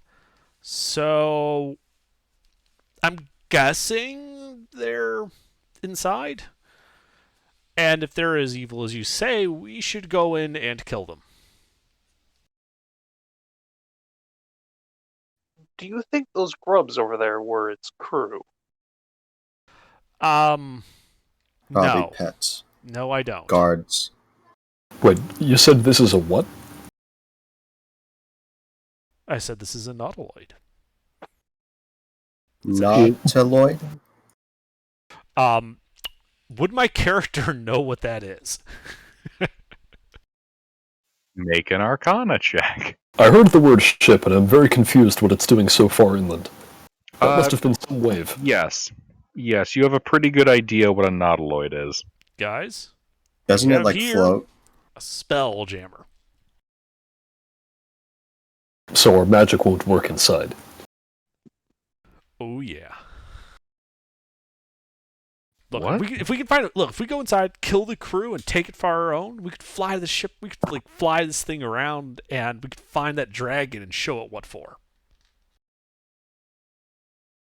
I shake my head around this. I'm thing? not going and fighting a dragon for no reason. But if we kill them, we get their stuff. I don't want to kill the dragon. Okay, You fair want enough. to take this? We could fly it out to the Ragged Glacier and look for that ruined city that potentially has all that magic shit in it. I mean, I want to Now kill a that- dragon. That sounds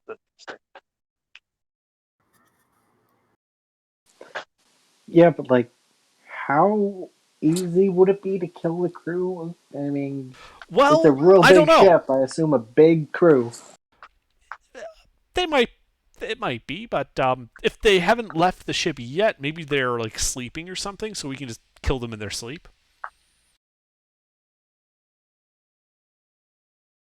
Yes, this will give us more power. I agree. Let's do this.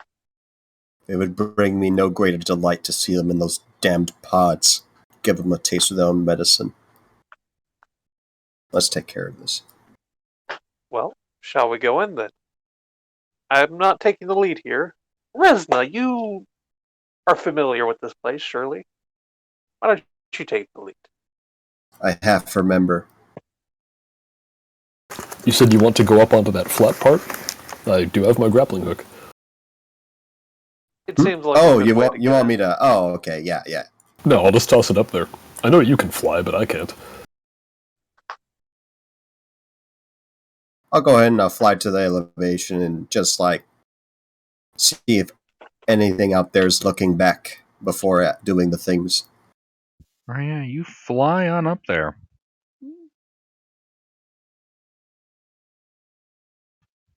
Well, I should first specify that the deck is about 5 feet off the floor of the valley and covered in fresh snow. You can see mounted on this deck is a ballista covered in ice. And at the back end of the deck, a double door made of chitin and iron is tucked underneath 2 higher decks, the lower of which has another ballista mounted atop it.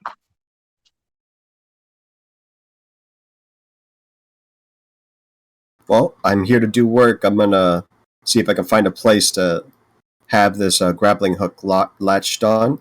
Does that ballista, the structural integrity below, look stable enough to support like 350 pounds? Yeah. I'll latch it there and let's see, how much rope do we have? I was given 50, I assume. You know you only need to climb like 5 feet to get up onto the deck, right? Oh, right. Oh, in that case, Okay. yeah, I go up there with him on Circadian. Oh, okay. I'll secure my grappling hook and toss over 100 feet of chain. Piles All it right. piles at the bottom. I will go. I'll climb up with Nathra. I'll toss my own grappling hook and climb up there. All right, you toss your grappling hook up and climb up 5 feet. I see. It looks a lot larger in the picture.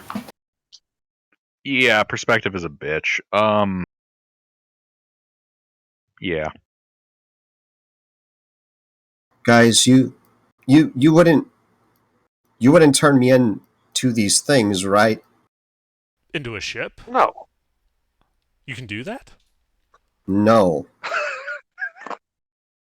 I don't know what's inside, but whatever they say, whatever they try to coerce us to do, don't listen to them. Yeah, sure.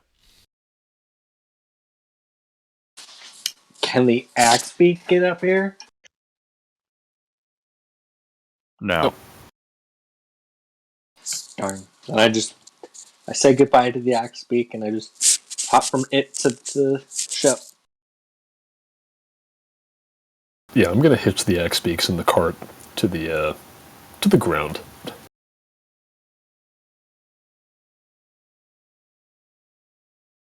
All right.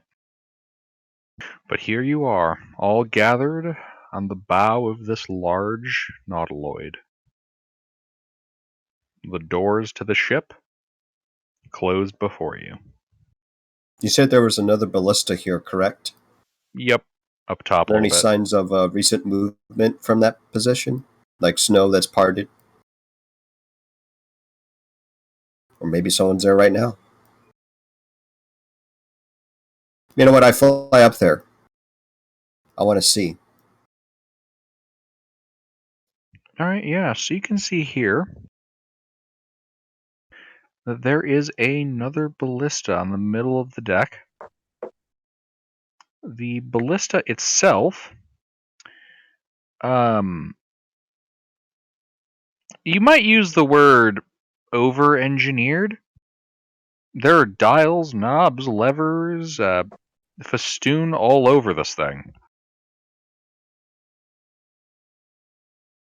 Like you're basically looking at like the what is it? You remember what a Spectre was using in that gun game of his where he had like 90 different tactical scopes and every attachment you could possibly have? Mm-hmm. That's what this looks like. It's a Does there- tactical ballista. Yes, Does it's a there seem to be tactical a- ballista. Is there There like a seems to be a crane? latch in the bottom. What? I want to know if this is detachable. If there's a latch at the No, bottom, or it's any other not. way to. Is there a crate of bolts nearby or something? You're not up there. Wasn't I? No, you're not. I'm pretty sure I climbed up. No, you climbed up onto the main deck. There's two Uh-oh. ballistas. Wait, then where's the ballista? Up top. It's above. Oh, Yeah. I see. I missed that part. Oh well. Since he asked that question, why don't I look? Yeah, are there bolts or any of the munitions here? There are not. We should go inside. The doors are on the main deck, right? That being said, Resnia, have you tried to approach the ballista? Yeah. You are unable to get within the actual shell that this is placed in. There's an invisible force keeping you out.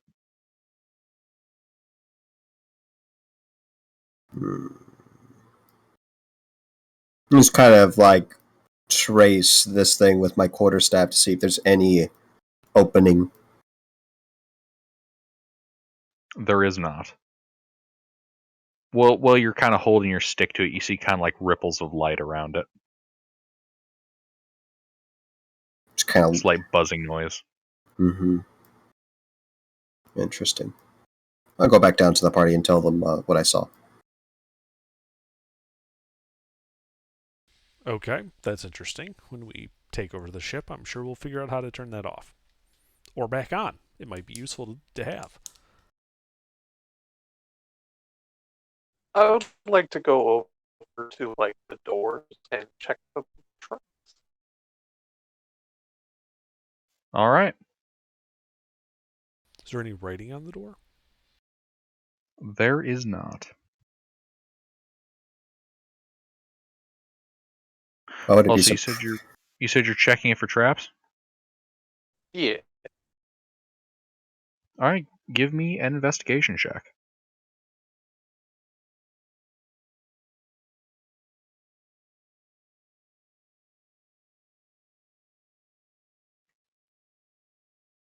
You do not find any traps on these double doors.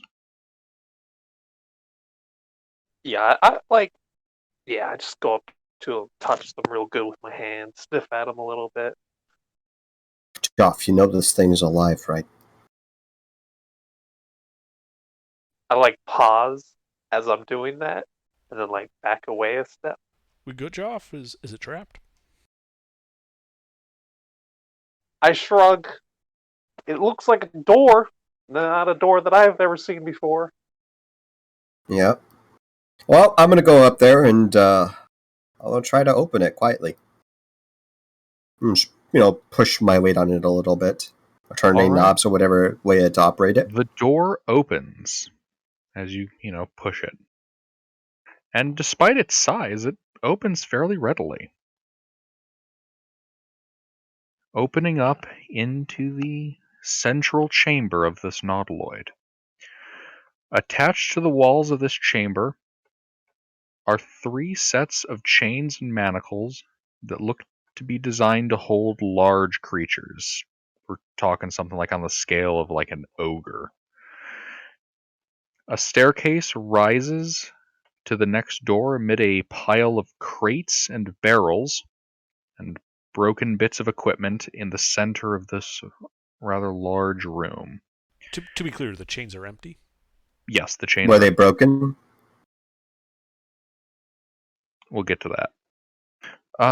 You can see moving among the detritus of this room 4 creatures. 3 of them are small, kind of deformed-looking purple things, floating and waddling along and over the ground, and pulling themselves along by oversized face tentacles.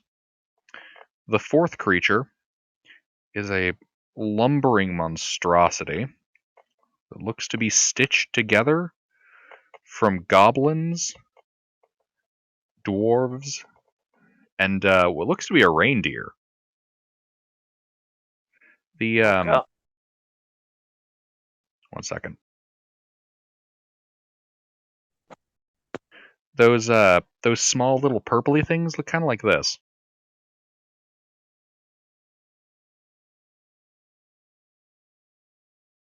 Ah, yes, I scream very loudly. Oh, it's adorable. Yep. And Hyperventilating, screaming. yep. And you guys can, they seem to notice you. And these little weird squid-like creatures, you can hear in your brains this as they kind of flop around the floor. I'm screaming like, Does you don't only get that stuttering. I can't make any sense. Growlor still have comprehend languages on? I do. It lasts an hour. No concentration. You can also see here that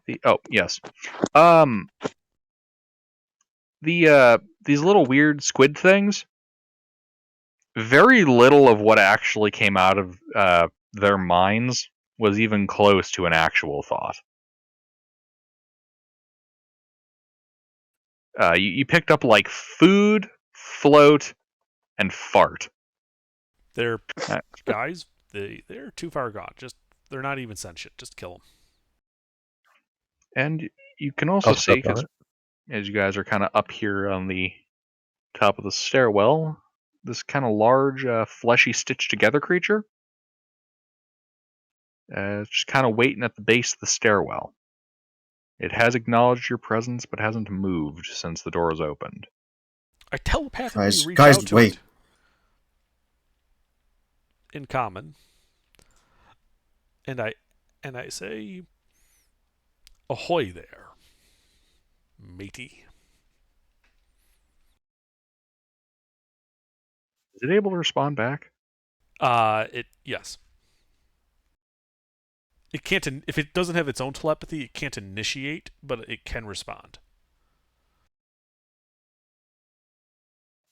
Yeah, you get a response back. Restricted area. Please move along. Okay. Can you open the door for us? The door is open. You guys opened the door.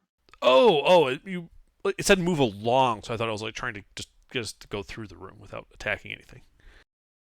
No, you guys are like at the entrance. It's like it said, "Go away, please."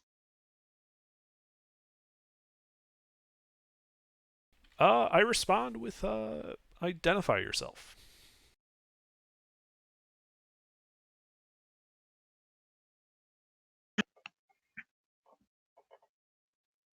Welcome to the id Ascendant.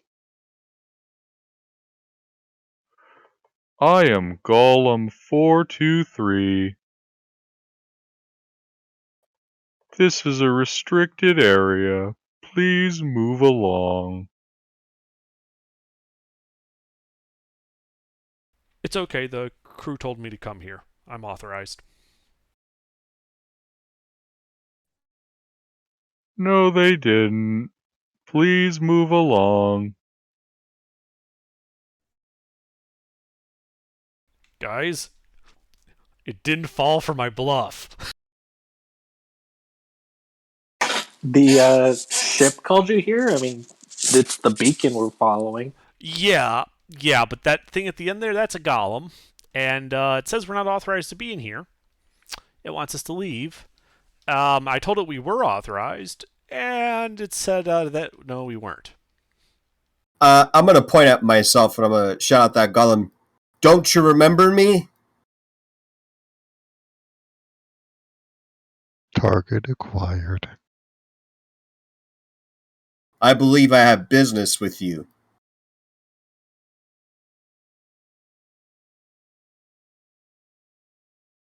Kind of starts drooling.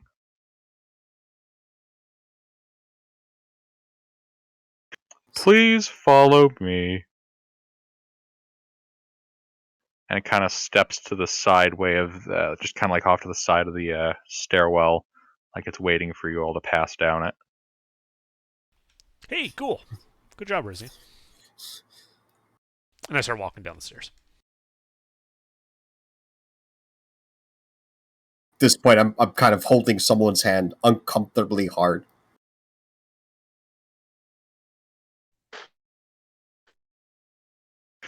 All right, 1 second.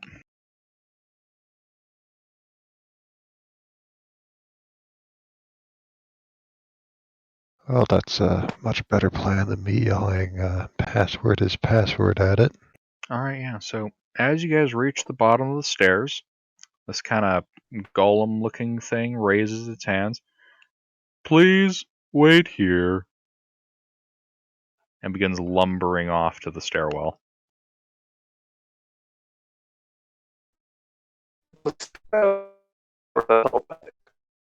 Guess we're gonna nip this at the head, huh?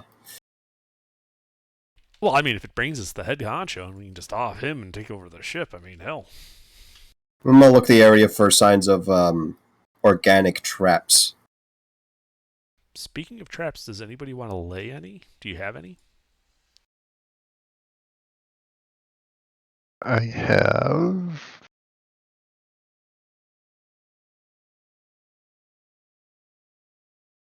Nothing to use as a trap. The last time I laid a trap, I got the wrong person killed. Yeah. As you guys are kind of looking around the room here, one of these little twiddling things kind of floats up to you, Grailnor. It's kind of staring at you.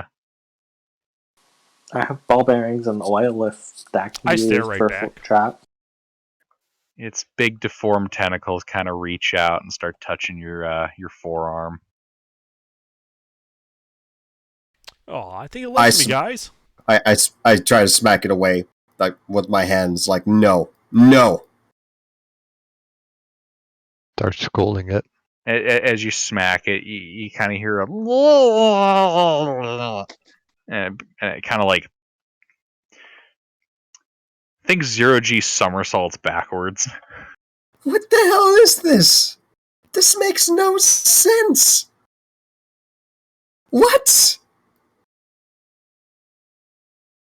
This is so twisted. Are they? This has got to be a ploy. This has to be a ploy. There's no way. Why does that have to be a ploy? I don't remember much, but I remember their malevolence. They enjoyed it.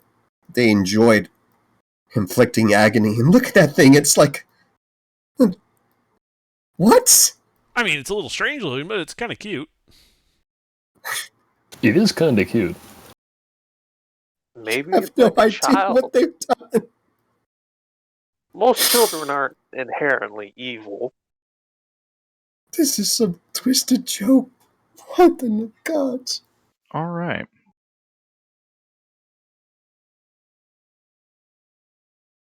Finally, I get to use my soundbite. All right. So the golem starts kind of thumping back down the stairs, and it kind of takes position at the side and begins to wait. You guys kind of hear this noise as you guys coming down the stairs.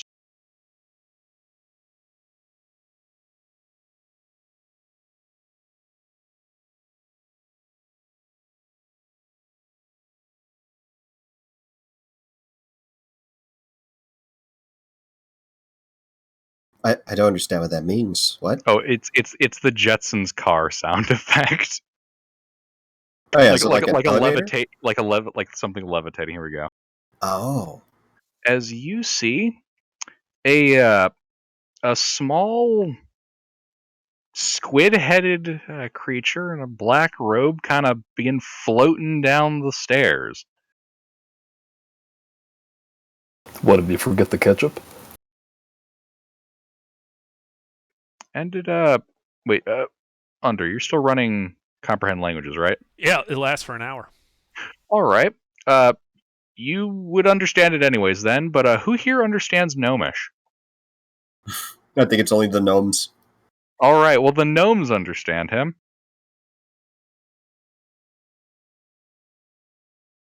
Oh, hello! Thank you for coming to our ship. I see you have a psi crystal.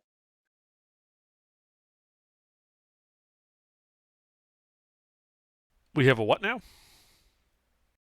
I see you have a psi crystal. Yep, Are you here to help us repair our ship? absolutely.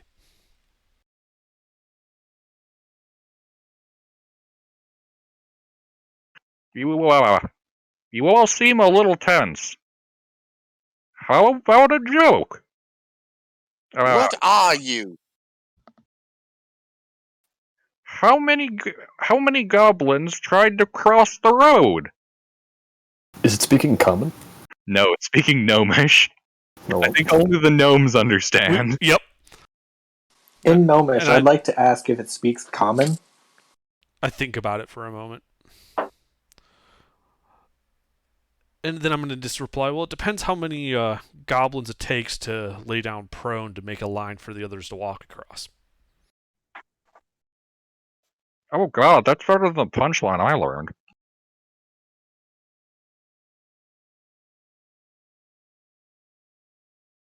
It switches over to common.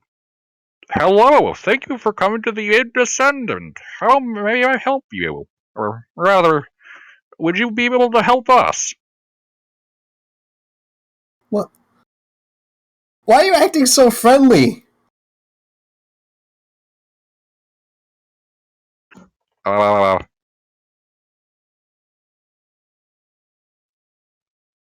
don't know. What manner of beast is this? Guys, what happened to our plan? And We had why a is it plan. addressing us as equals? You Well, don't This is the remember? plan. We're introducing ourselves. well, do you have a name, buddy? Mine's Grailnor.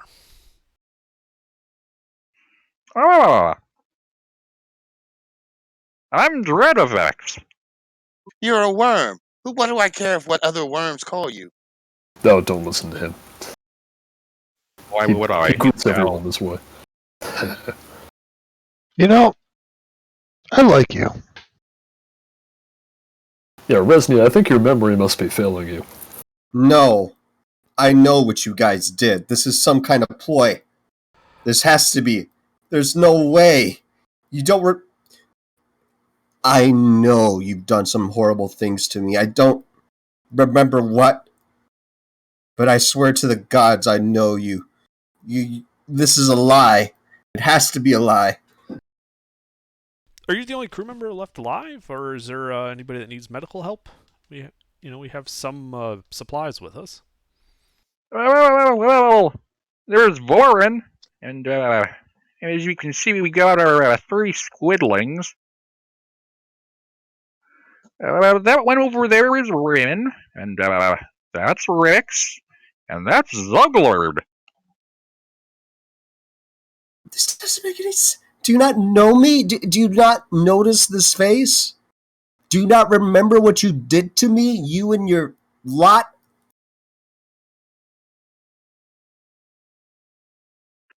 The Lilith is gonna kind of like, kind of squint at you. Oh, subject 19. Yeah, we tried some funny mushrooms. What? Resnia, you're not being rude to our host because you had a bad trip with him, are you?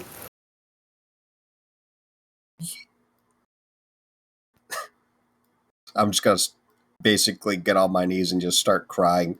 I don't know how to process this. Should I? I'm just gonna. I'll take Resnia by the arm and lead her out of the room.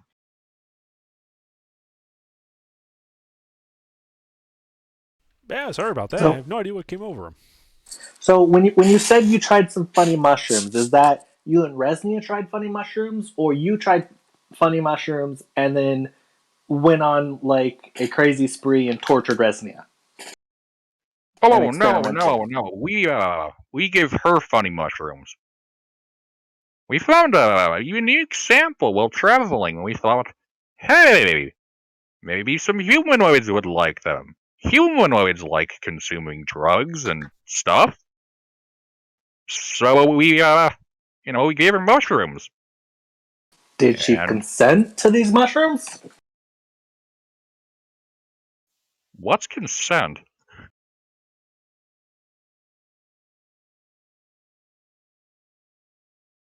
So you just drugged Resnia against her will. Got it. Well, first we found her in an alleyway.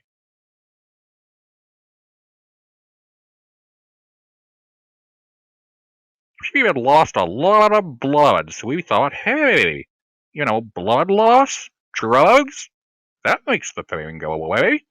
And, we get to learn something.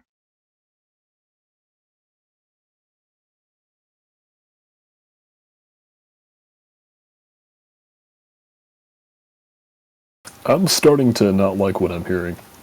What'd you learn? Well, we mostly learned that mushrooms from extraplanar locations apparently are not good for humanoids. Go figure. Can't all be winners, I suppose. Can someone who's good at wisdom roll an insight check? So you mentioned that there was this Velnor on the ship. Is he like you, or does he need help or something? Oh, yeah, he's like me. Right, and he's uninjured, I mean? Oh, yeah, he's doing fine. Cool. Hey, would you mind giving us a tour? I mean, it's the first time I've ever been on a ship like this. Yeah, I must say, this is one of the strangest vessels I've ever seen. It doesn't have a mast. Well, yeah, about that. So, I'll cut you a deal. If you'd be willing to help us repair the life support on this ship, so we don't all freeze to death, I'll give you a tour of the ship. What's needed to repair the life support? Well, we'll need a psi crystal, and I know you have it over there, Gnome. The one with the robot thing, the construct, yeah, and I don't know, a couple hours of work. Well, We repairing could use some the extra hands.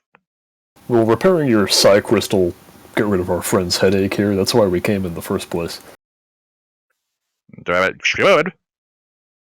Unless he's planted it into his skull, or if he's inserted it rectally. Either of those, that's going to have a side effect we can't really do much for. What kind of side effects? Give me a persuasion check.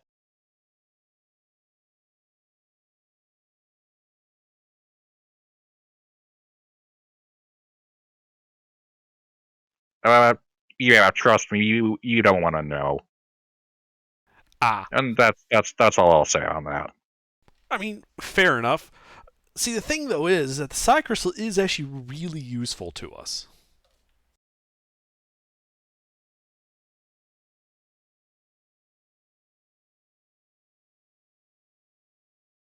So you wouldn't happen to have, like, something of commensurate value as trade, would you?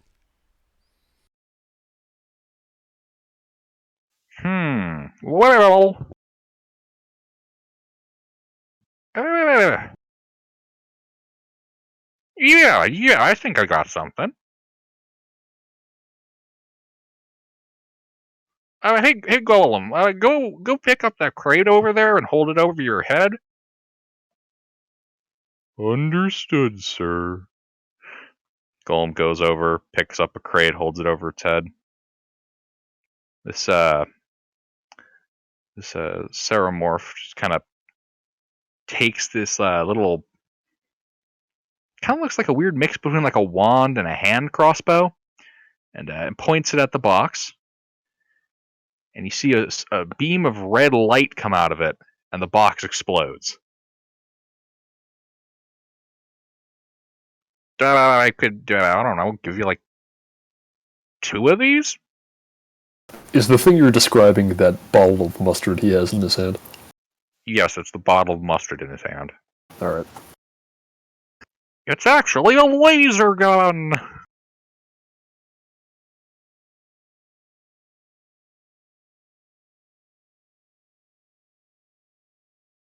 Three of them, and you got a deal. Give me a persuasion check. Nat 1. Hey.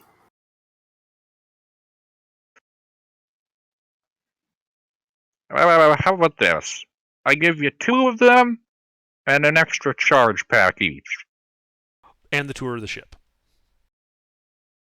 That was part of the original deal, but yeah, sure. That works. Just making sure. You know, one of those things we don't want any misunderstandings. Well, it sounds like Yeah, we got sure, a deal Joe. done. Yeah, that sounds good to me. You guys good with that? Yeah, so how do we fix this crystal thingy?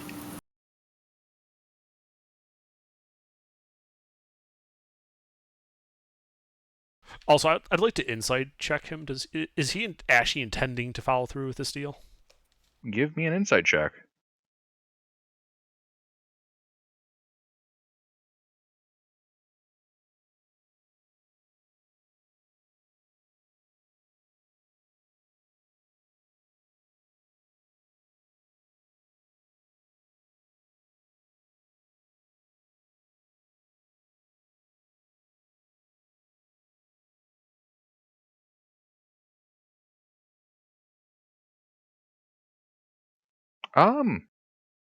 Yeah, he seems on the level. Cool. You think he's not telling you everything, but he seems on the level. We're not telling him anything either. I want to roll an inside check about like what he was talking about with Resnia. Was he telling the truth on that? Oh yeah, sure, give me an insight check.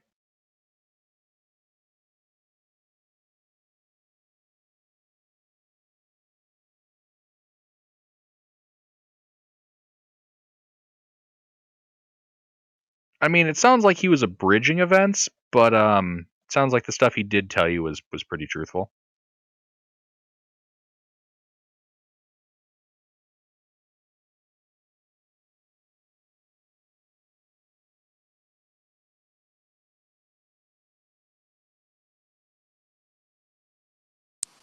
All right. It's probably about this time I stop crying. I just want to start walking. Thanks, Nathra, for coming with me. Man, this is just so weird. Yeah, you don't seem to be having a great day. I can't believe that this thing actually wasn't. I just want to walk. Just move my legs, and yeah, I'll be okay. So Resnia didn't hear like that part about where they drugged her against her will because of the she left, right? I probably did the extent of like run away because it was fight or flight. I was either going to murder the thing or I was going to run. Like I was hyperventilating. I was stiff, asking pointed questions, and I thought it best to not be there anymore. So I probably didn't hear much, if anything. Because I'll just fall back and whisper to Resnia like, so yeah, they did give you the mushrooms, but you didn't really consent to it. And if you do want to go after them, I'm here for you.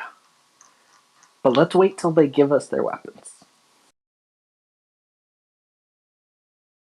Just gonna kind of rub my temples and just like I'm shaking my head.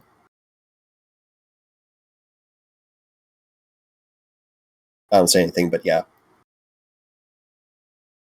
You know, Resny, if being on this ship is making you uncomfortable, we could probably use somebody to watch the Yak Speaks for now. No, I need to. I need to face this.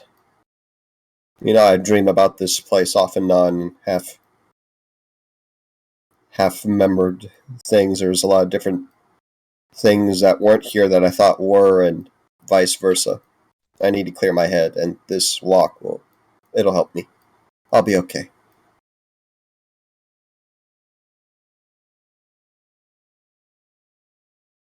All right. Well, you'd all like to follow me. You can go try to take care of propulsion and our engine core. Sounds good. I pull up next to him on my, kilobutt. Lead on. All right, and he leads you up the stairs. You can see on this floor in the far back end of the room, there is a like 10-foot deep alcove with 4 doors on it in a semicircle.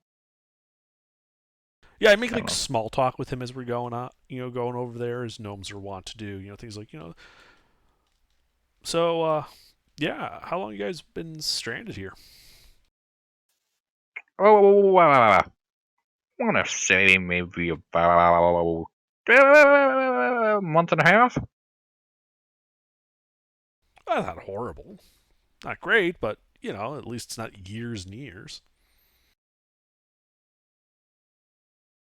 What Oh, brought... yeah, the real problem is that the life support's failing.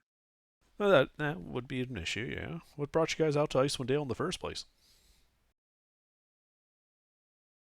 Well, we experienced some turbulence, and, well, we crashed. It was not by our desire to come here. It's a little too cold. But yeah, so he leads you up on the next floor, which, you guys recognize this room, as you can see that, that over-engineered ballista. That over there? Proud product of gnomish engineering. Very nice.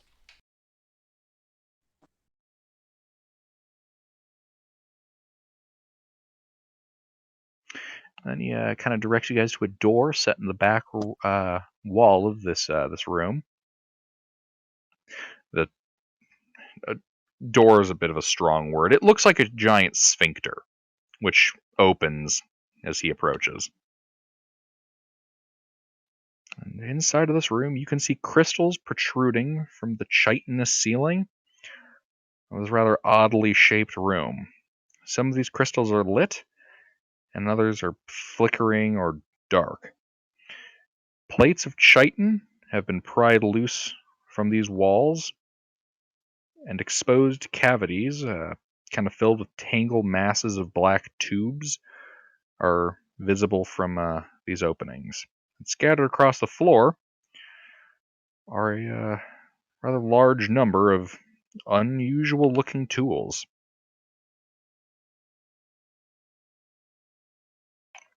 This here's the maintenance room, and right back here through this sphincter is our propulsion room. Oh, so you know it looks like a sphincter. That's good. So is this where that magic crystal thing goes? Yeah. Do I, are these, Tinker's tools on the ground here? Give me an intelligence arcana check.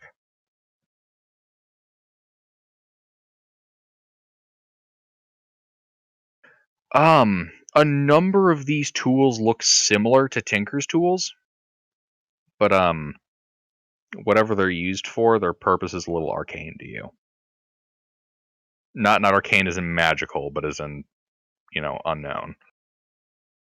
Weird and stuff. Can I give it a shot? Sure. You're both gnomes. We're both also artificers. Yep. You kind of defer to Grelnor on that one. I don't think any of these are fire related, so I got nothing. Yeah, no, I know all about boats, but this doesn't look like any boat that I've ever been on.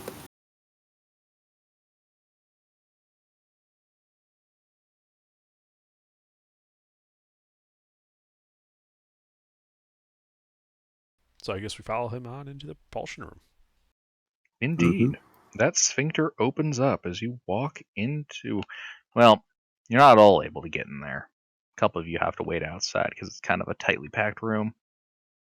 But you guys start funneling in, and inside this room is a 5-foot diameter sphere of shiny black metal with a small transparent hexagonal windows. Sharp metal tines resembling grasping claws protrude from the nearby walls and ceiling, stretching towards the sphere but stopping short of it. Along the wall are low-mounted control stations studded with knobs and dials.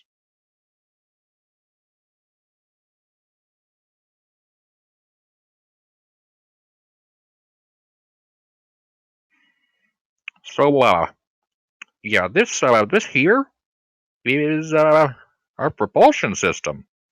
We just got hopefully at least we should just need to pop out the old side crystal and well, hopefully the one that you were kind enough to bring us is able to work at least as a temporary fix.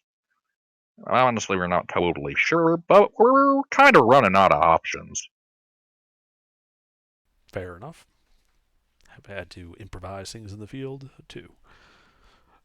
You know, when you open this thing, just before you do so, you know, anything I should know not to touch or brush up against or look at funny? You know, I'd hate for this to go sideways and we end up, you know, shifting into some random place in the astral sea or worse, you know, Great Aunt Gertrude's living room.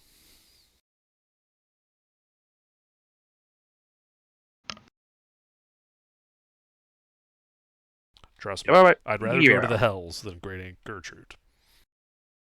Yeah, just try making sure that when you put the crystal in, or would you rather I do it? Have at it. I toss him the crystal. All right, yeah. He takes the crystal, opens up the propulsion system, pops out the cracked one, and places this new one inside, and closes the propulsion system.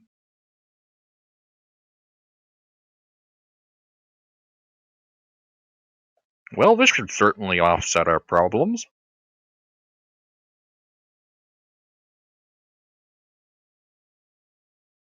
What will you do with the cracked crystal?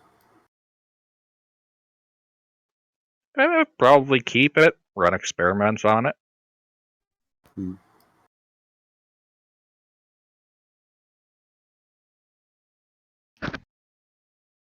Gilbert, how much of what he did to replace the crystals were we able to see? Is it something that we could probably do again later if we need to? Yeah, you saw enough that you'd probably be able to pop it out or back in if you needed to. Wonderful.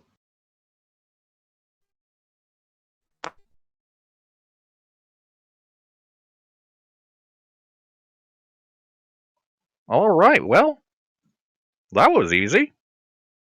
I gotta be honest, I kind of thought it would take a little more to, get you guys to help us. It's still hard to believe that it's so weird.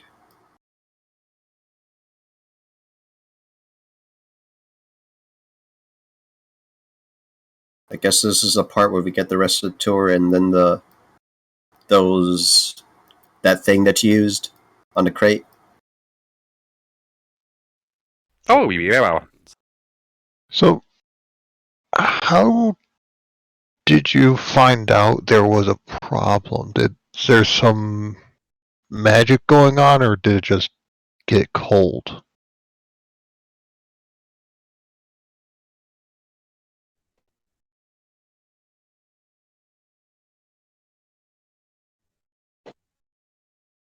I'm double checking that.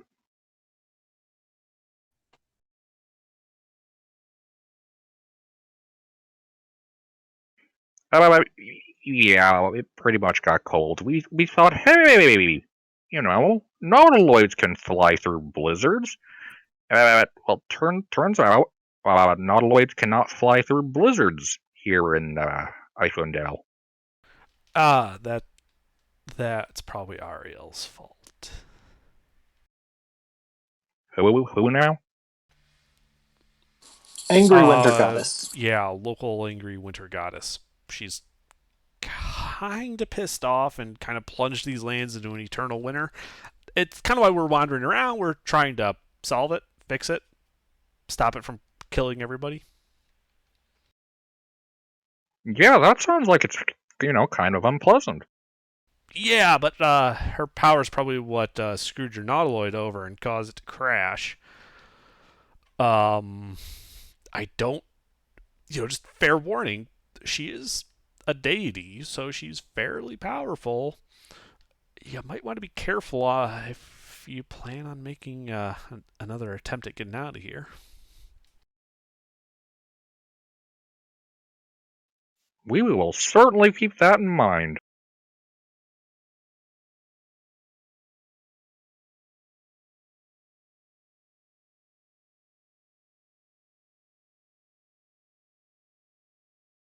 Speaking of which, anyone want to try some mushrooms? Are these the same ones you gave Resnia? Yeah, honestly, I'm kind of curious if they affect gnomes the same. After the tour. I'll try it after Okay. the tour. Just in case it does fuck up my head a little bit, I want to at least remember the tour, because this place is neat. Alright. To the tour! And he takes you back down to the bottom level of the ship.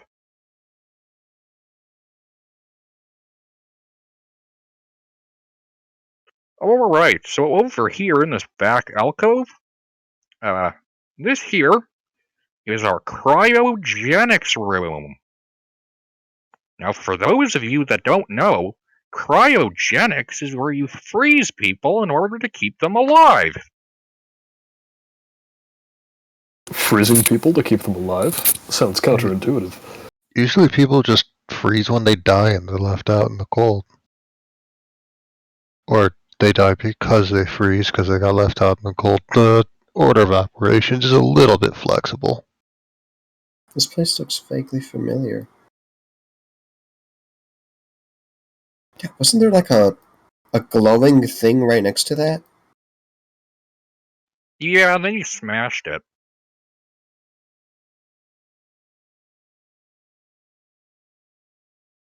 Well, what condition did you find me in anyway? You were bleeding out. You got mugged in an alleyway, so we figured, we'll just, try to see what we can do there. So we thought, hey, let's, see the effect of magic extraplanar mushrooms on a humanoid that is, bleeding out and dying.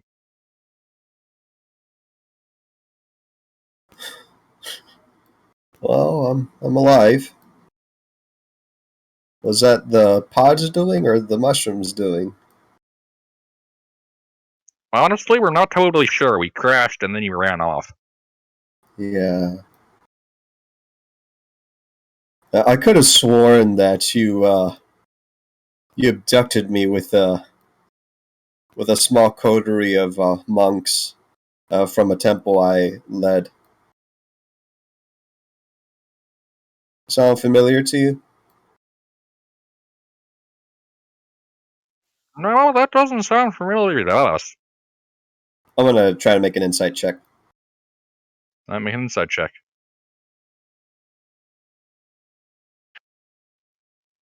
He sounds like he's being honest. Man, those mushrooms are really potent. Yeah. Do you happen to remember anything before you would consume the mushrooms, for posterity and all that? I don't even remember bleeding out or anything, or an alleyway or nothing. I was in a temple, and then this ship came and fired several beams and took me and my students, and then we were all trapped in pods just like that one. And you used that, well, the thing that was glowing to do things to us, like it had a mind and it was like speaking to us. It's malicious stuff, like really nasty stuff. I don't really remember much, honestly, other than just pure agony and torture. Those mushrooms are dangerous. Yeah, that and maybe the anesthetics weren't working as well as we hoped. Were there other people other than me? I sworn there was other people. Did I misremember them, or? Honestly, I think you've gone completely insane. Yeah, I gotta be. I'm not trying to kill you immediately. Yeah. I'm just shocked, honestly, by this. Yeah. I'm pretty sure that everything you think you know is a complete lie. Mm-hmm. Insight check that statement. Okay, make an insight check.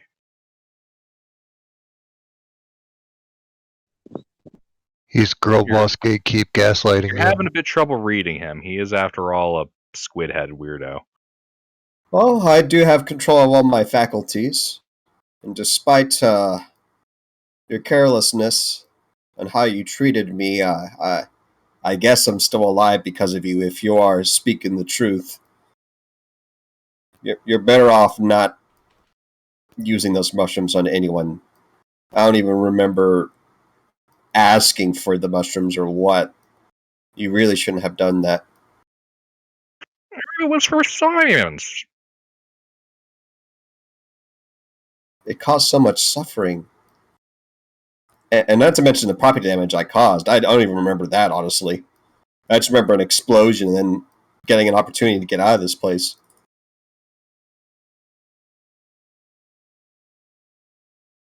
Yeah, you made quite a mess when the ship crashed.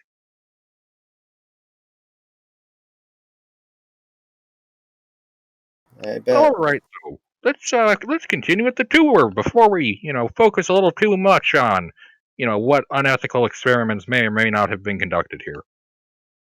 It's Yeah. okay. I forgive you. I guess. We I'm alive because of you. weren't exactly looking for forgiveness, but that's good to hear.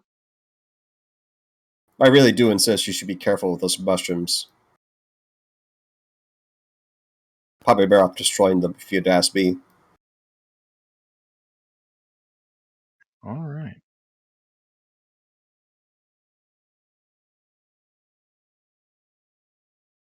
Yeah. So kind of lead from this cryopod rooms back up the stairs, past the propulsion room floor, and onto what looks to be a bridge. Here you can see suspended from the ceiling of this high domed chamber a complex lattice of bioluminescent jellyfish. That you can see another one of these gnome cerebrits that seem to be using the glowing tips of their tendrils to form what look to be constellations. Wow, you guys got a sweet ride. Yeah, that's real nice. And you can see a high-backed chair with short armrests capped with a spiraling blue crystal orb tilted up towards this display.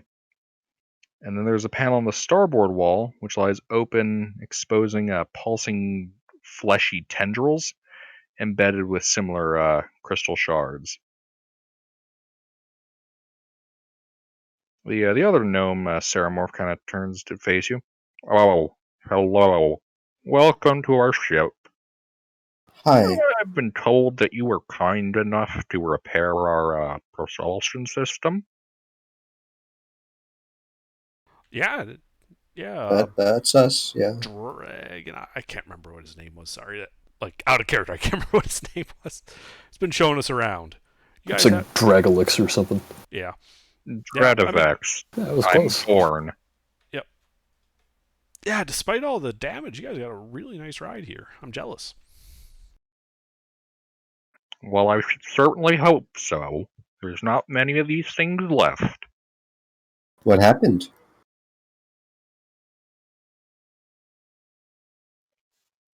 Guess happened.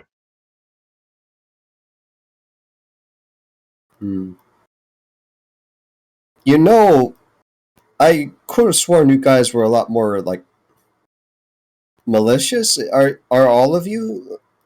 I don't mean to sound discriminatory, but I had a very different understanding of your kind.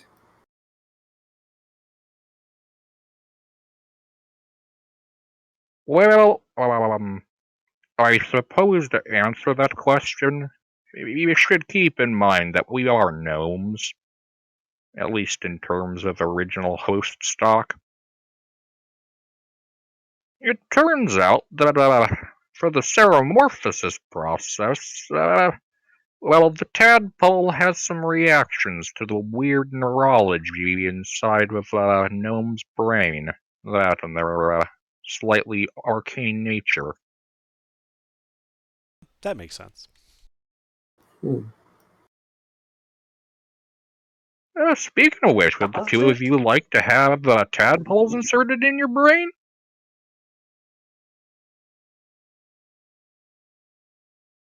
No, thank you. Would we stay Okay. us, or would we kind of just be taken over by the tadpoles? I gotta be honest, I'm not completely certain. Yeah, But, I'll pass you then. could always find out. Yeah, but Is I'm that gonna how you try these came to be? mushrooms. I think I'll pass on the tadpoles. Thanks.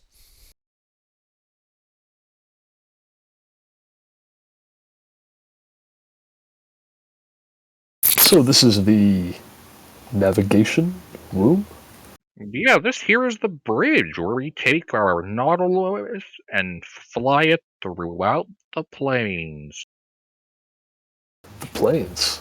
Oh, you must be from down south.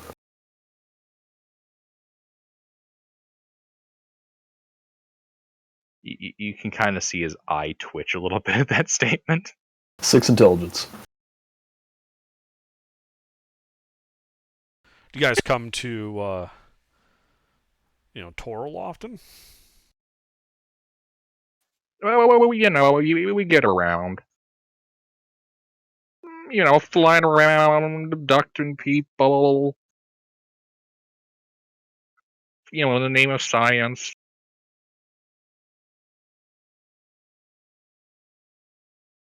I just make this very big frown hearing that statement.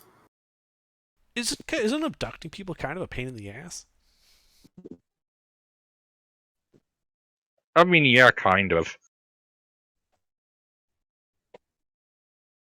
So why don't you just go to like major cities, find a hospital, and go to like all the people that are dying, and just be like, well, that you'll fix them up if they volunteer for your experiments. You'll probably get a lot more people that way. Then you don't have to fight them either.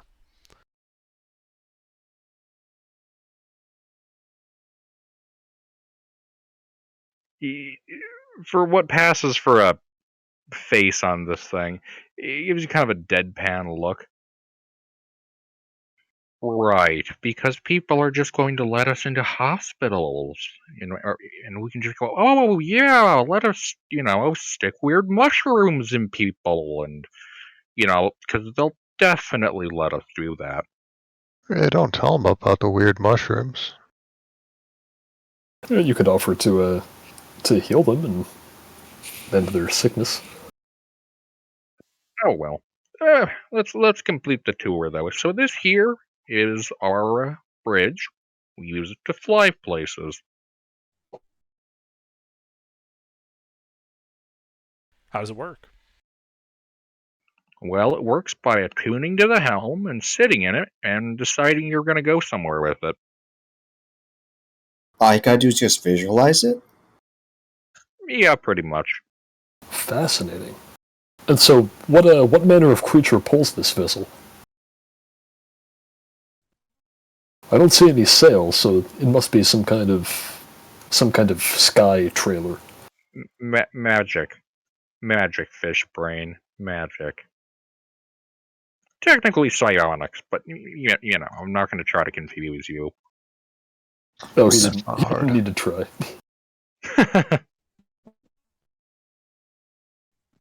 Speaking of magic and psionics, have you ever experienced the cryopods healing? Like, have any of the crew? Like, is it like an operating station? What is it? So, for a particularly long journey and the event of serious injury, you can just kind of stick a person in there and they don't get any worse. They don't get any better either? No. Hmm.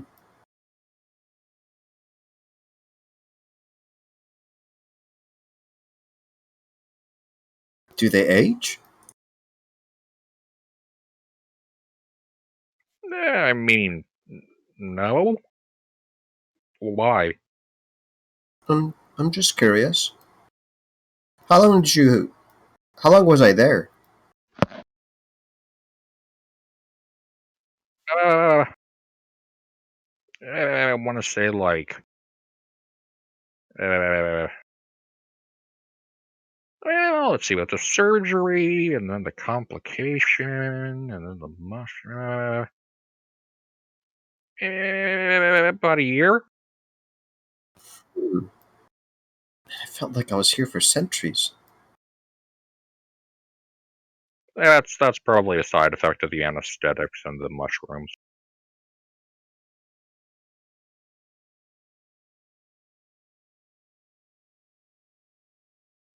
By the way, have you found that you have any intestinal problems?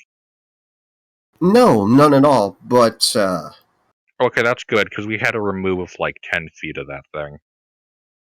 oh, but I can do this, and I stretch out my hand and I ask him to just to touch the palm of my hand. Are you tempted to trick him? No. Okay.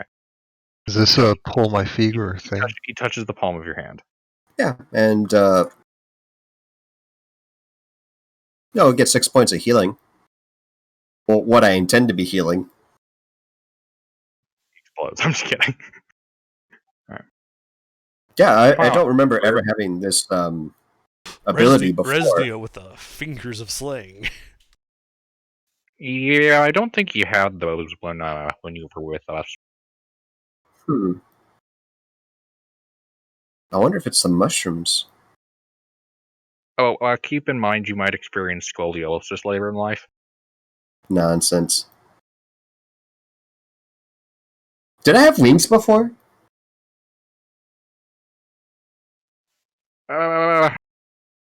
We kind of had to reattach them, but yeah, you had them. Huh. I did a good job. Reattach doesn't sound good. I actually feel. Was I heavier too? I feel very thin and like limber and agile and. Actually, do you just have like a copy of his medical records that you can just Yeah. That'd be great, actually. That way you can stop pestering Yeah. questions. Unfortunately, no, we don't exactly have medical records in a form that you're going to be able to read. Well, I can read any language. I could easily translate it for him if you have it written down. I mean, it's all mental. Oh. Yeah, we're psionic. We mostly just keep records in our brains. Do you not do that? I mean, you are gnomes. Do you still have to take notes? Have to? Not exactly. I often do, though, because it's an easy way to transfer knowledge from person to person when you don't have direct mental contact. He takes notes. And Ow. sometimes Good I get notes. lost in my mental library. It's just too much stuff in there. Nathra, you take 1 point of psychic damage. worth it.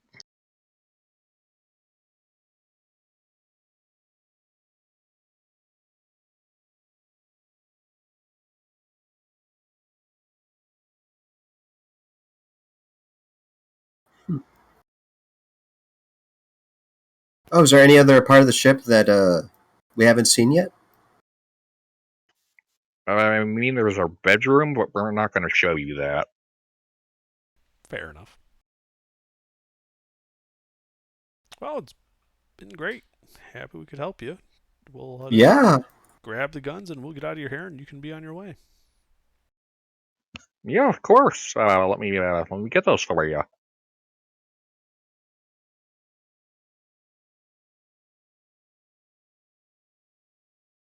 And he kind of leads you back out to the main cargo hold, and he presents you with two looking like weird wand hand crossbow looking things. Kind of looks like a Heinz mustard tube with a handle. Mm-hmm. You know, funny thing, being an artificer, I'm actually proficient in firearms. Yeah, trust me, you're not proficient in this. Because this is not a firearm. But does it mean magic? Laser arm? Alright, so here are your two laser guns. Don't point them at anything you don't want to blow up. Actually, point it at a lot of stuff. You never know what you might learn by blasting it with a laser. Alright. And here's an extra power pack for each laser as agreed. Awesome. Ask. So how do these work?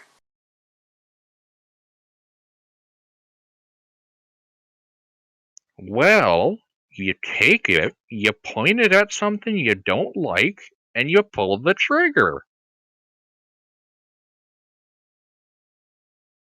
So it's like a crossbow? How do you reload it? You don't. It's a laser.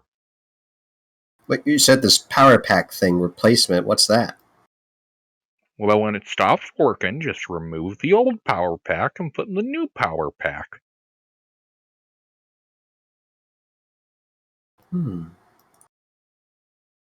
How many lasers are inside each pack? 30 lasers. This is the Fallout 3 laser pistol? No, it's the Yes. it's the alien sidearm, or whatever it's called in Fallout 3. Alien blaster. All right. Did you still want to try out that mushroom? Oh, yeah, we have a few of those right here. He kind of goes over, opens up a chitinous crate, and pulls out a jar containing some kind of brine and some material, spongy-looking stuff floating around inside of it. I steer well clear of that. Nord, are you sure about this? Do I recognize it, first off?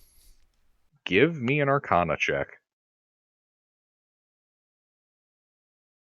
You do not recognize it.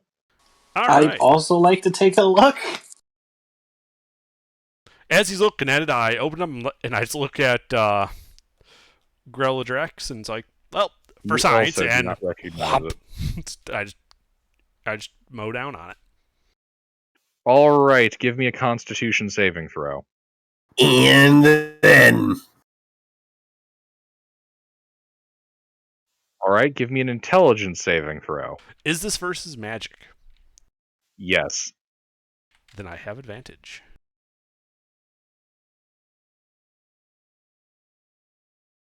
All right, give me a Wisdom saving throw.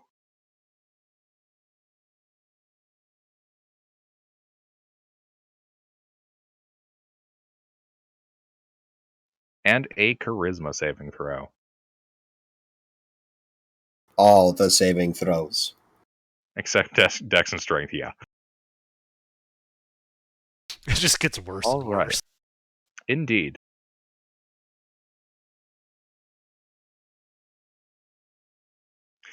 All right. So everybody else, you see Grailnor's eyes just dilate. He starts drooling, wets himself, and falls off the side of his mouth. Oh boy. I try to grab him and make sure he doesn't choke on his own vomit. He's not Oh. vomiting, but he is beginning to giggle. A lot. I'm gonna pick him up and put him This back is on awesome. Sir Killbot. Are you okay? All right. It works. All right, well, it's been a pleasure, friends. I think we'd better get this guy on his way before he makes even more of a mess of himself. Hey, can I take a souvenir or something from this place? Anything you would consider mundane that'd be really exotic to us? He lifts a hunk of chitin off the ground. And I give him a small figure, tourmaline figure with. It's a small figure with it's a dog with two tourmaline eyes. Oh, that's very nice. Yeah, consider it a souvenir. Well, I guess this is goodbye.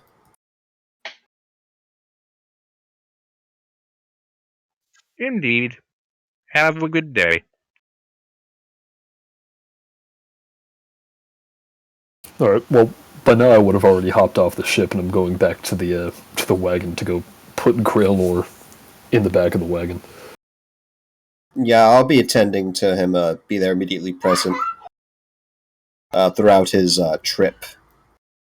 I assume I'm incapacitated, right? Yes, you are currently incapacitated, and I am gathering a little bit of stuff for you. Okay. Yeah, just because the Sir Killbot has a failsafe mode if I become incapacitated. It just follows me around. Oh. All right. So as Tuna's just hauling me out to the wagon, the bot's just following. Yeah, I'm just putting him in the back of the wagon and pulling a little blanket over him and tucking him in.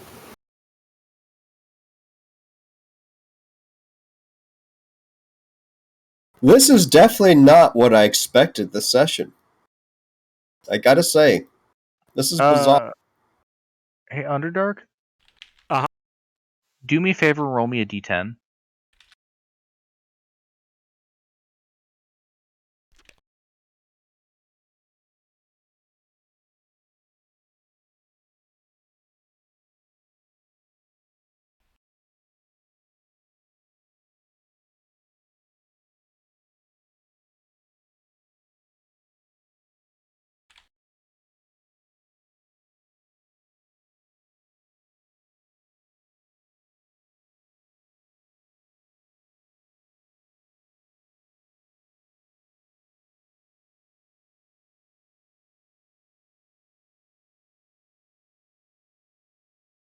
The other failsafe.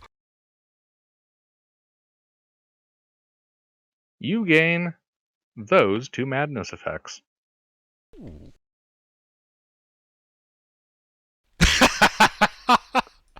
Oh, that's great. Remember, cure disease works. Because that's how Resnia's fake memories started to fade.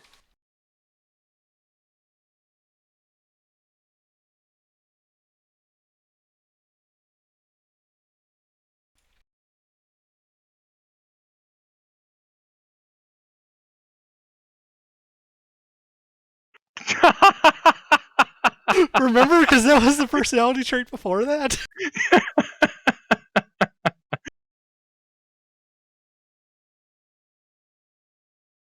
Oh man, that's great. That's awesome.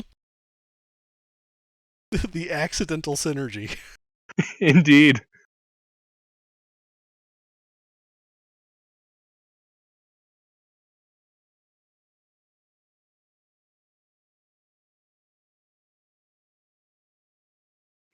Also, you do gain some false memories. I'll type up that. Okay. Do I know they're false? With the saves you made, yes. Cool. So it's like getting like a season of Netflix just downloaded into your brain. Kind of, yeah. One way to look at it. That is how Graylor would look at it.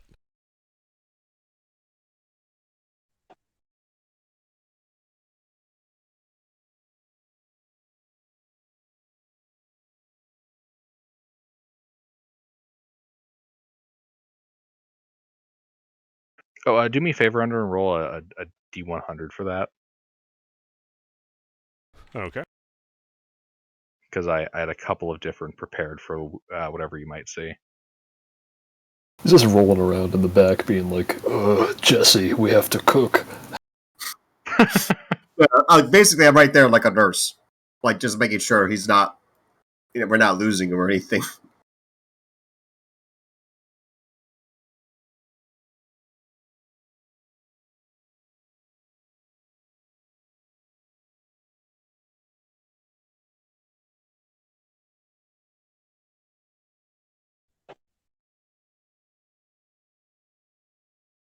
Yeah, and I'm sitting there like, looking at you, looking at Sir Kilobot, looking at the Nautiloid, looking at you, looking at the Sir Kilobot.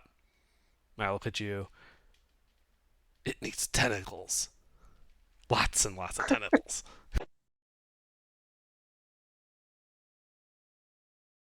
Just kind of like, I don't say anything. I'm just like a bit concerned, but I remain there. Yeah.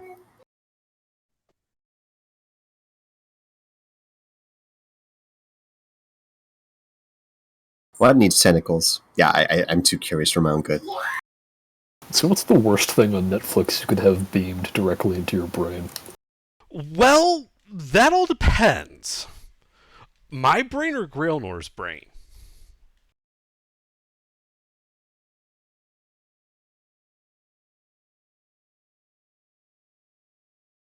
I'm going to go with Grelnors. Well, how about a documentary on the a docu-series on the Anarchist Cookbook?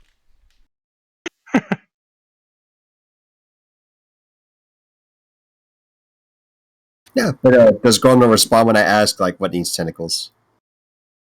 He just looks at, he gets like real close to you, and he's like, everything. Ooh, TNG is on Netflix. You're not running a fever, are you? I'm just gonna like lightly press my my fingers against your forehead.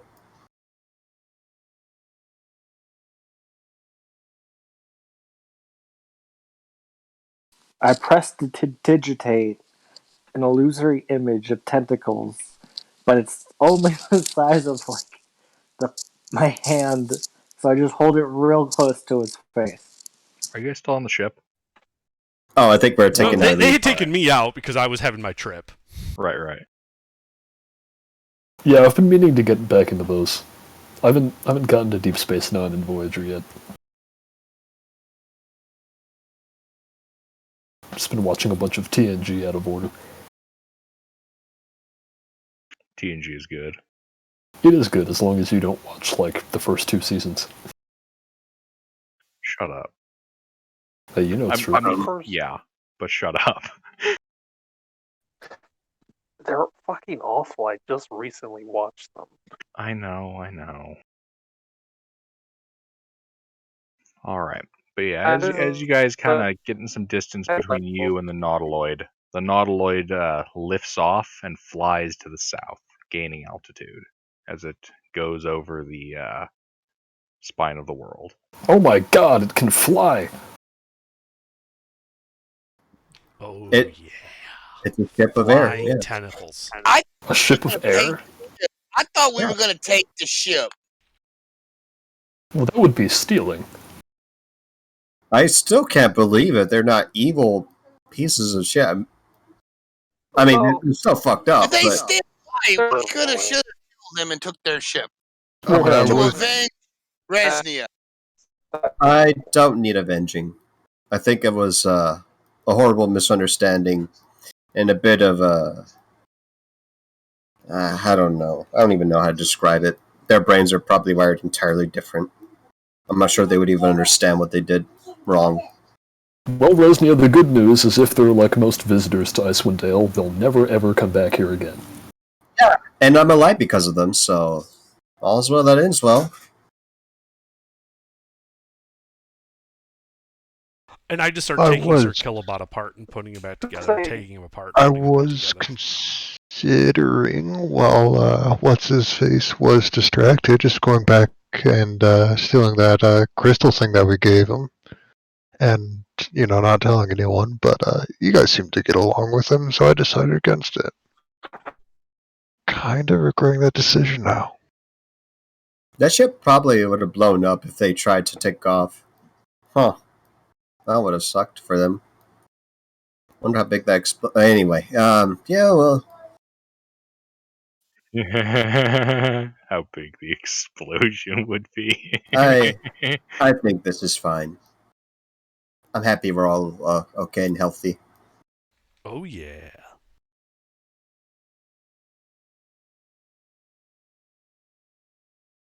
Dornor's not running a fever, is he? Under Gilbert. No, he wouldn't be. I have supplanted you! Huh? Yeah, no, he's not running a fever. Okay. Well, I think we got what we came for down here. Yeah.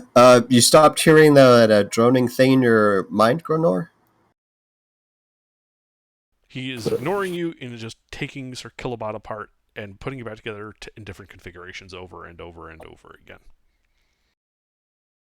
Each iteration, it's looking less and less like a bear and more like a giant flying encephalopod. Ooh. Weird.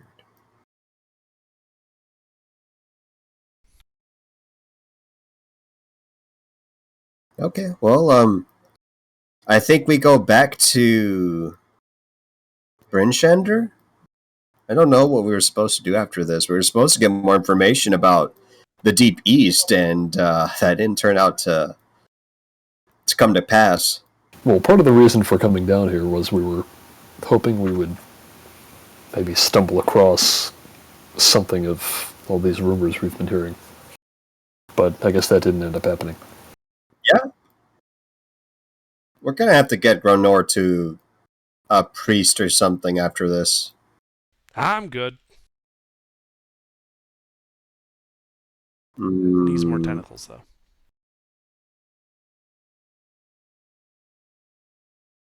Gronor, don't you remember whenever Tuna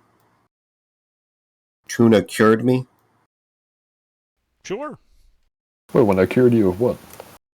Of I remember that and a bunch of other things, too. Mm-hmm. Yeah.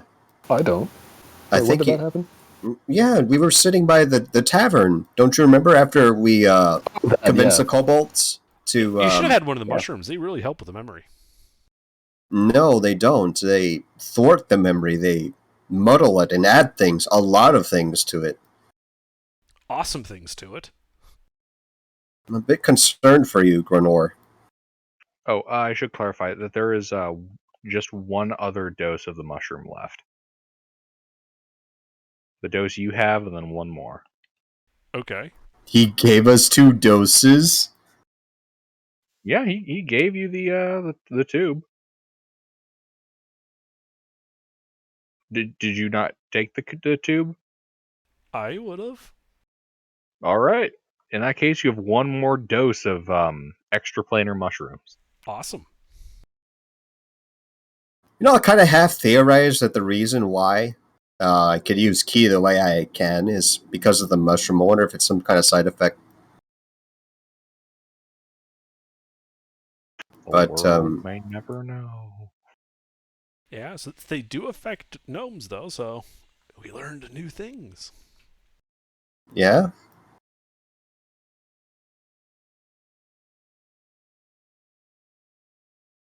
So a bunch of you guys can see another trail coming at you from under the snow.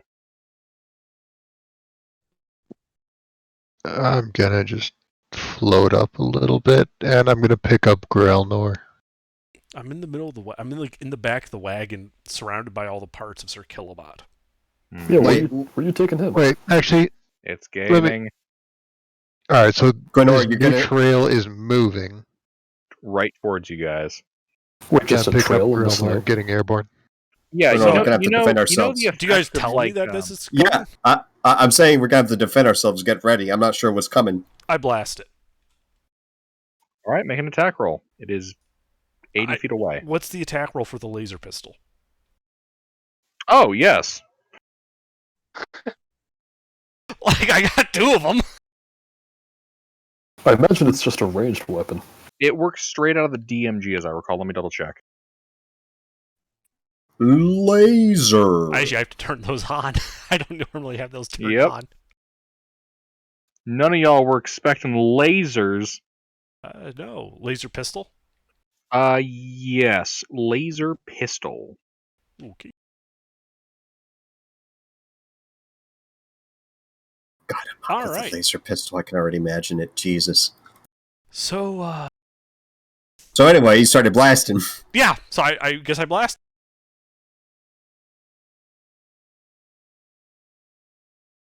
Oh, excellent. You didn't add your proficiency. Very good.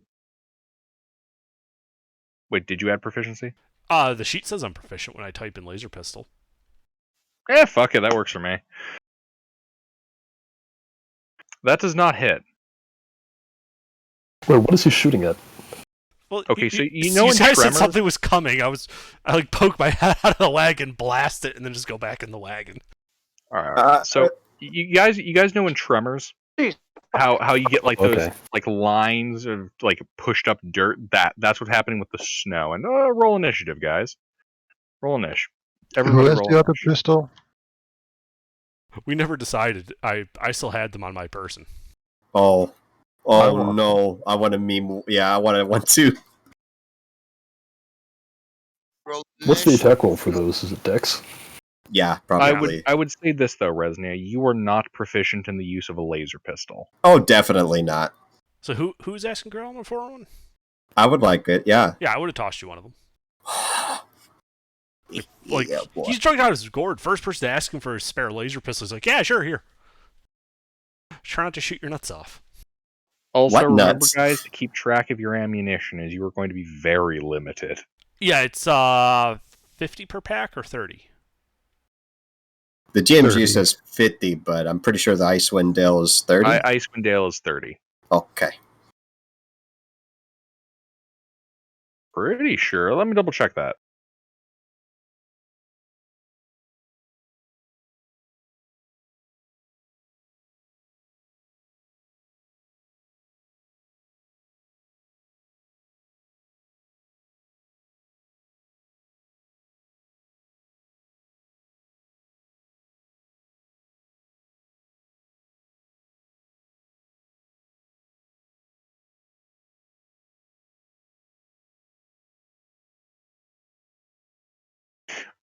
Yeah, each pack is 30 shots. Cool. No problem. So you should each have 60 laser shots. All right. I got to be honest. I was expecting you guys to kill the gnomish ceremorphs. I'm shocked that they weren't actually malicious pieces of shit like, any Ceramorph is. And now you understand why I was so mind-boggled with your backstory, because I knew what this thing is. Well, they Yeah. were nice, and we're not the type to pick fights, mostly. Yeah. I mean, I don't know what the mushrooms did to my chemistry, but Yeah. I don't think I would have forgiven these gnomes or whatever they are before whatever All right. happened. Alf, it's your turn. 60 feet away from you. I'm sorry, no, it's 80 feet. My apologies, right? 80 feet. 80 feet away from you is a line of raised snow, like, a la Tremors. There is a crater nearby. Digging through the ground towards us, you Yep. mean? Yeah, Tremors is coming for you.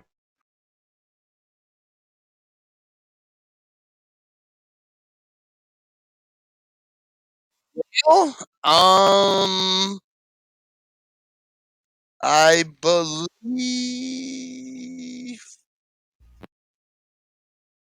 I am going to pull my sword and wait. Pull my sword in her blade song and then wait. All right. Resnia? So where exactly are we? Are we inside the cart? Have we been moving? You guys are at the cart, but have not moved really from where you've placed it. Like you guys have traveled maybe 50 feet from the Okay. landing site.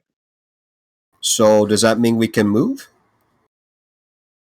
Yes. Why would you not be able to move? Well, I'm asking if the axe speaks are already there and we're all ready to go. Oh yeah.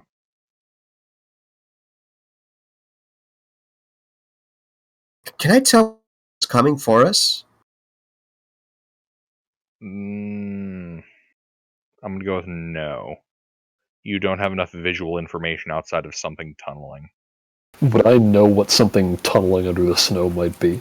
Something that's able to tunnel so quickly? Oh, actually, no, it's not my turn. Let's wait. Yeah. What I would do is probably get us 50 feet away from whatever's coming for us. Bleeding the axe beaks. Can I do that? Yeah. Yeah, I'll do that. All right. Anything else? I think that's all I do. All right. Dragoon? So just a line of like dirt is coming.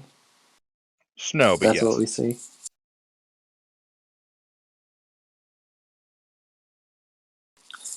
Can I get within 60 feet and then cast bonfire on top of it?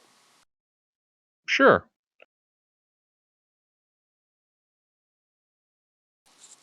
Does it actually hit the thing? Bonfire is a save, right? Yeah, deck save, because it's a 5-foot cube. All right.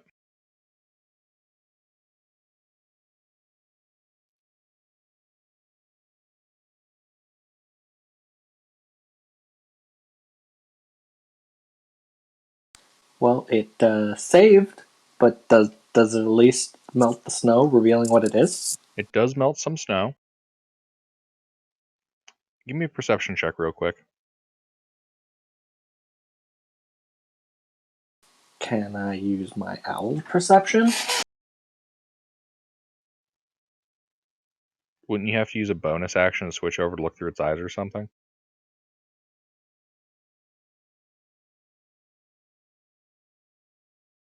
Well, Well, I have actually, a bonus action. hold on. No, you wouldn't be able to use your owls for that. You'd have to use yours.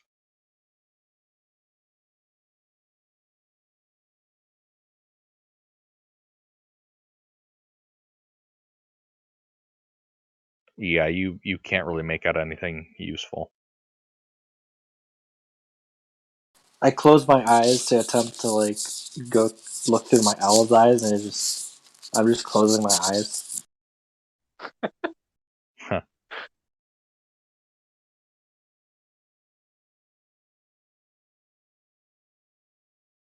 Anything else? So readying an action. Can you ready a bonus? No. Darn. Then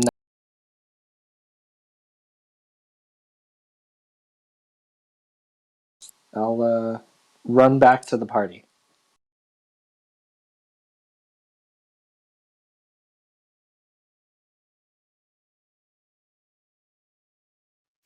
Okay. You do so.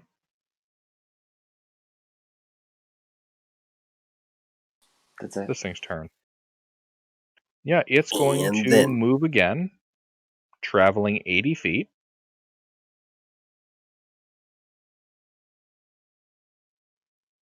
Joff? How far away is it? 50 feet. 50 feet. And I, Wait a second. It can't be 50 feet. Resnick can't move everyone else's axe beaks. It's I thought we were in a wagon. Am I Okay, misunderstanding? I probably am no. misunderstanding, That's honestly. fair. That's fair. Joff, are you on an axe beak or on the wagon? I would say the wagon. Okay, it's 50 feet away. Okay.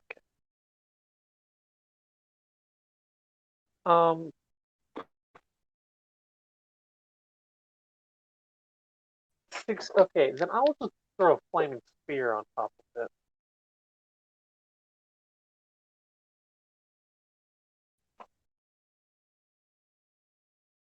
Did you hear me? I heard you. Make sure. Dex save, right? Um,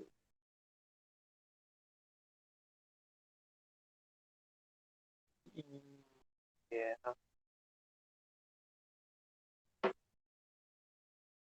Yeah. That fails, and then 2d6 for a whopping 5 damage.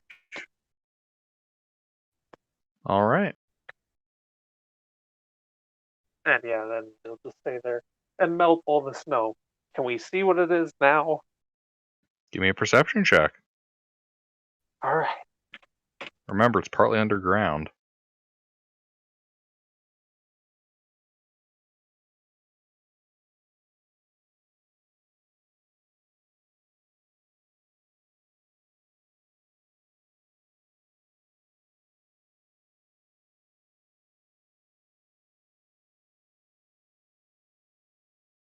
And what do I see with a 17?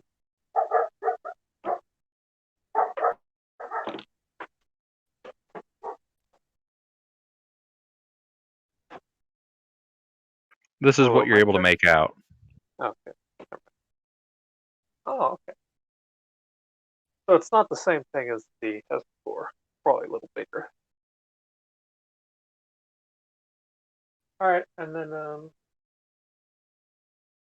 I'll just. That's it. What? That's it. All right. Grelnor. So, I have a question about so that other thing that you said that I was doing compulsively. Does that take my action, or am I actually I can do this fight and then just I have to go back to doing that? How sticky is it? I'm going to go with you can still do your combat stuff. Okay. So I come.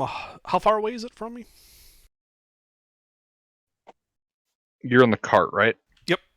50 feet. That's a bit far. It's too bad I had started disassembling Sir Kilobot. Well, I leap out of the wagon and I run 30 feet closer to it. And I've got my hammer and my shield. Fuck it. I'll dash and run up to it. Oh my. This is going to be fun. And then. And then, that's the end of my turn. All right.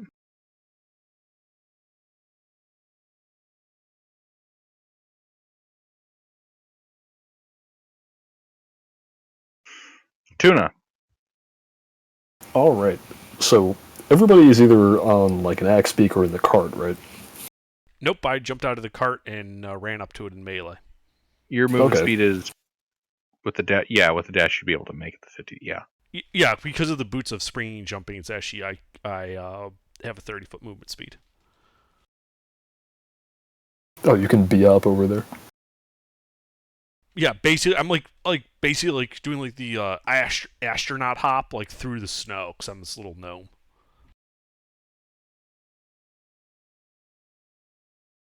But anyway, is the so somebody's driving the wagon away? What are the rest of the axe beaks doing?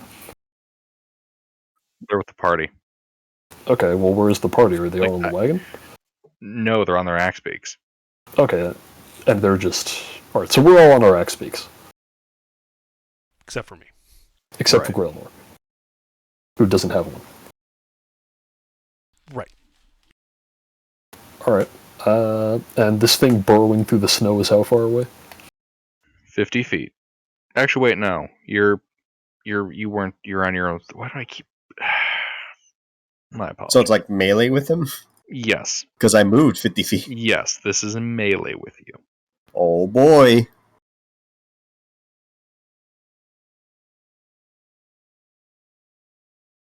All right. Let's see here.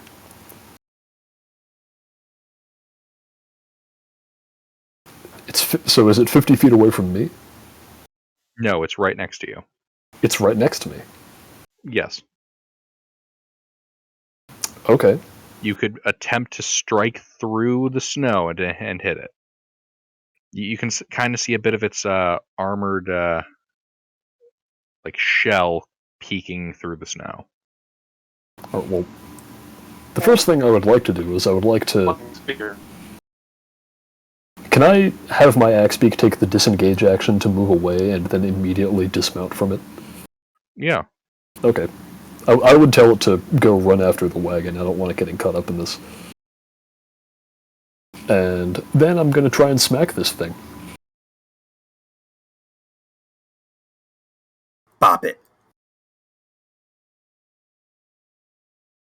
Slap it. Swat it. Bip it. Bop it. Do it. That does not hit. Alright, well. That's it for me then. I'm in melee with Resnia and this thing, right?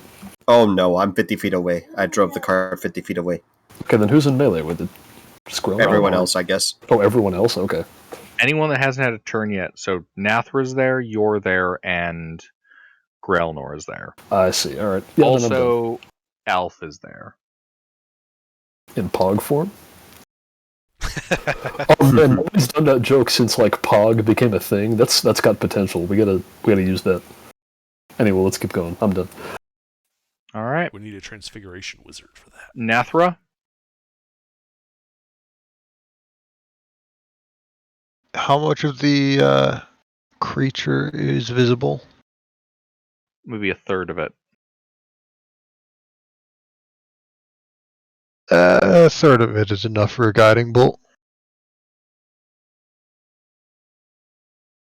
Aloha. I feel a crit coming. Do it. Strike it down. I have a number for this. There it is. Fuck it, I'll plus 10 that. Hit.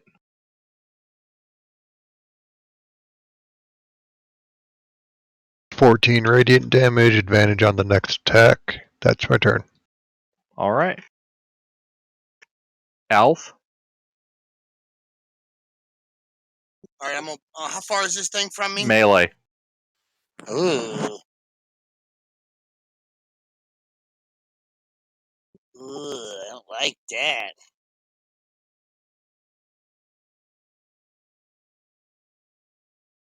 Six-second rounds. Okay, well then bonus action Misty Step. I'm gonna step away from this thing. 30 feet. And then when I stop, I am going to Ray of Frost him. Yeah.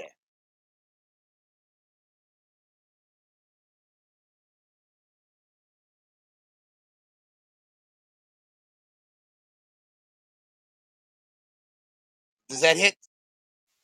It does not. Well, then I am done. Resnia? Well, I'm gonna give up on this cart thing because everyone else is engaging, and the Axebeaks cannot outrun this thing. So I am going to go and do the violence.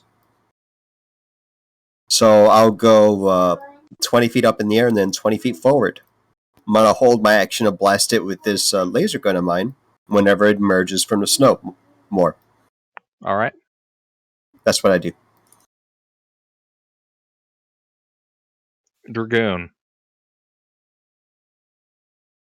I get within 15 feet and flamethrower.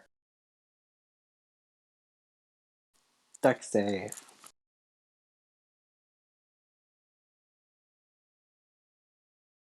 E-Big. 6 burn.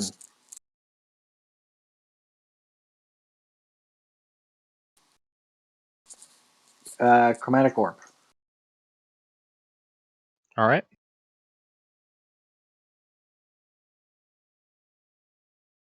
That does not hit.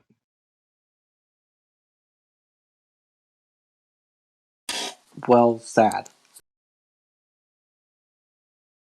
I use the remaining action movement to run away. All right.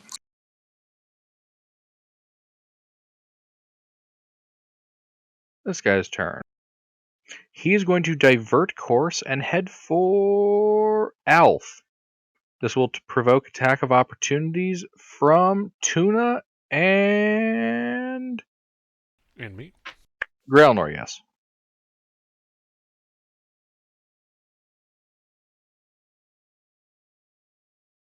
One hit. Grailnor. Also, Joff, isn't something supposed to happen when it starts its turn affected by the sphere? No. When it ends its turn within 5 feet of the sphere. Ends turn, okay. 7 magic bludgeoning. 7 magic bludgeoning.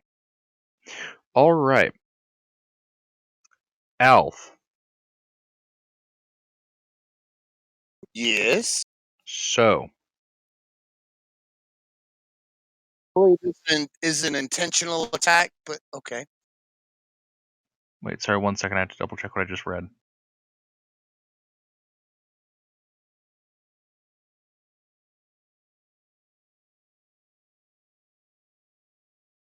Alright. This creature is going to erupt from the snow in front of you, attempting to consume you in its massive jaws. Would this provoke the reaction, ready to action I got? After its attack. Mm-hmm.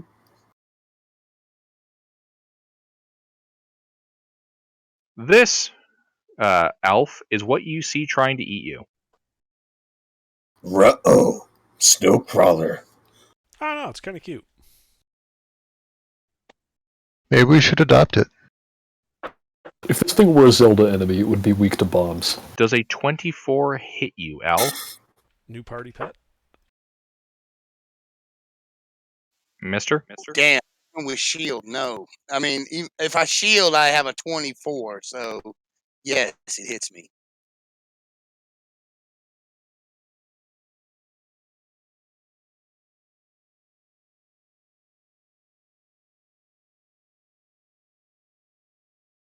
Alright, you take 38 points of piercing damage as its massive jaws bite into you.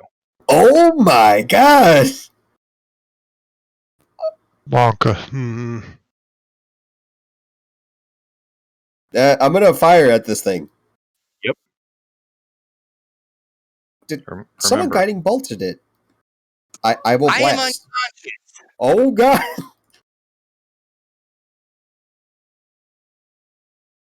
Do I have advantage from I this think from this guiding was bolt? intentional. Gilbert is purposely trying to kill me.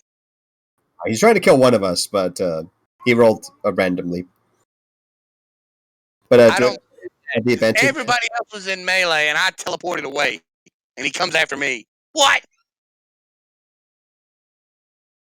Yeah, you attack the one that's not in the group. I don't know if I have advantage or not, but both of them are 14. Does 19 hit? A 19 would hit, as it is erupted from the snow now. Okay.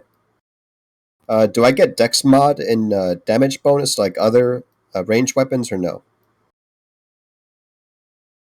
Yeah. The sheet adds it on. Yeah, Okay. under just because I'm not used to attack rolls being done without proficiency. Mm-hmm. If you're Proficiency only affects the attack roll. Okay, I your wanted to be damage dice are always just your ability mod. Oh, I just meant the yeah. Okay, yeah. So yes, you get your ability mod.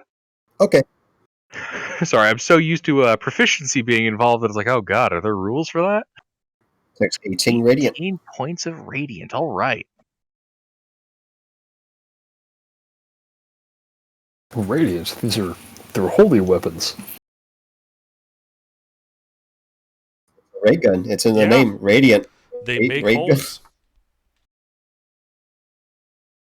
All right.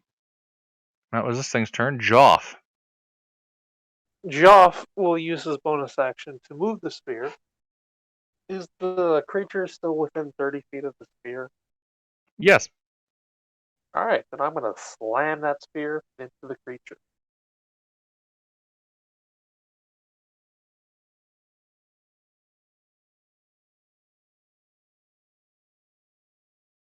Is that the saving throw? Yep. Excellent. Hey, 8 damage. And, can I use my main action to cast a spell that has a time of a bonus action? No.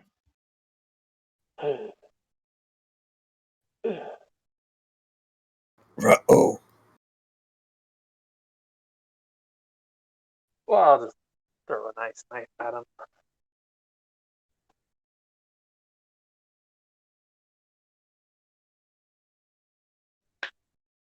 This is an 18 hit. And 18 hits.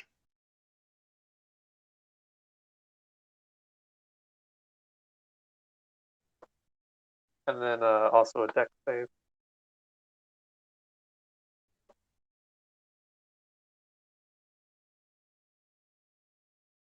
That failed.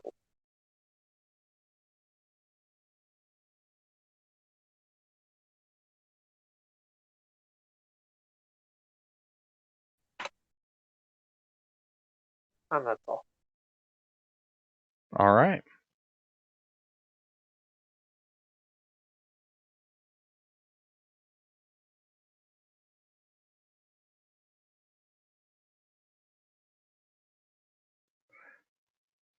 Grelnor. All right. Grelnor's gonna run up to it and attempt to jump on it like a mechanical bull while casting inflict wounds. The bad touch. Oh, yippee-ki-yay, motherfucker!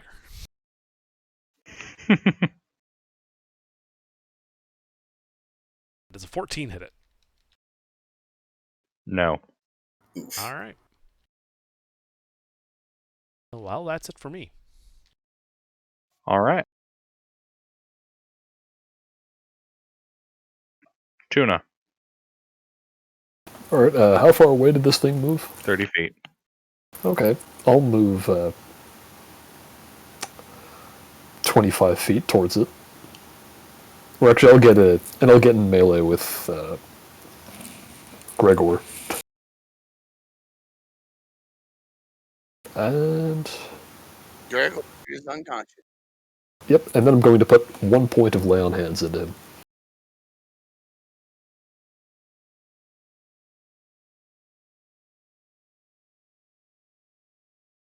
And then I'm just going to advise him to stay down, buddy. And let's see, that's my action, my bonus action. What am I going to do with my bonus action?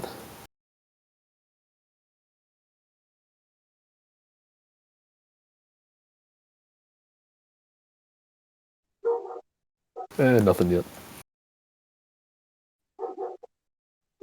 I'm just going to stand here. And that'll be it. All right.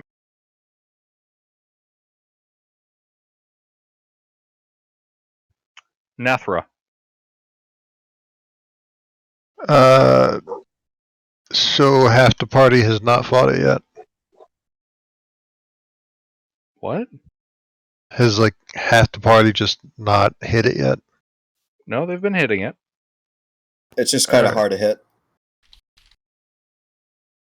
Things just aren't clicking in my brain apparently.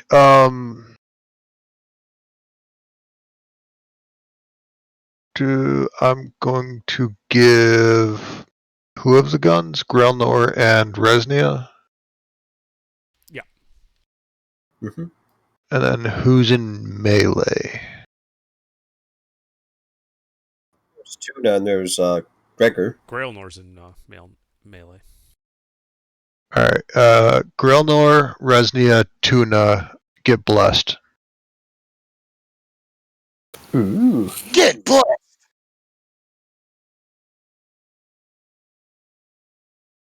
And then that's going to be my turn. All right.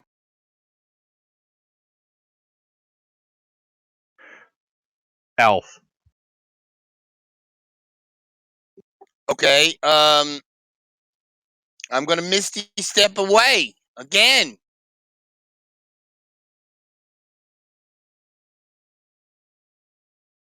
Yeah, that's what I'm gonna do. I'm gonna Misty Step away again. Another 30 feet away from this fucking thing. Mm-hmm. I'm gonna Ray of Likely Frost it. story. Wait, it probably works. It probably doesn't. Ray of Frost probably any good around it, is it? I don't know. I ain't hit it yet. I'm gonna hit it anyway. Fuck it. Oh, anyway, it started blasting. I recommend you also move with your movement speed away from it in case it wants to get you again. I did. I moved. I'm gonna blast and then I'm gonna move with my movement speed.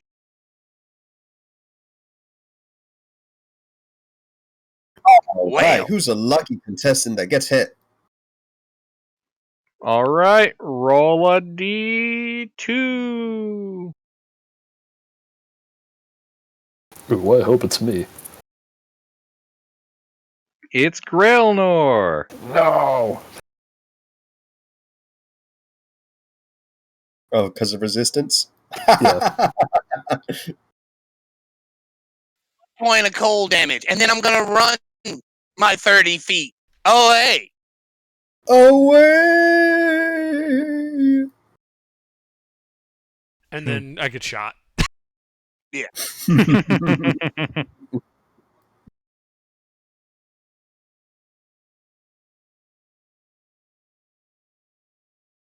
Resnia? Well, I'm feeling awful blessed. I'm going to blast.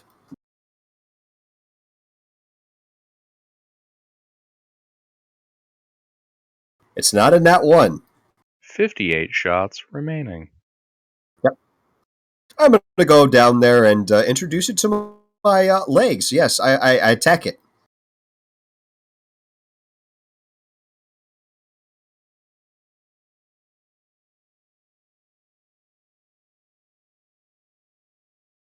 Do they hit? 2 hits. Very good. I'll be in within 5 feet of Tuna.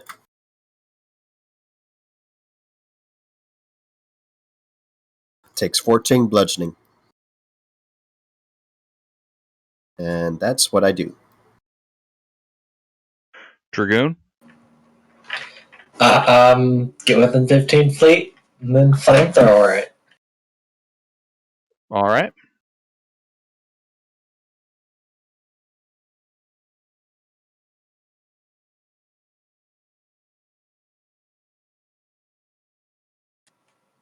Dex save. I know. Well, that passes, so take half. On the bright side, one of us didn't almost instantly die. Yeah. Holy shit. And then I'm just gonna cast Burning Hands because I like half damage better than I like missing. So another dex save. Second level. What are the odds? 11 damage.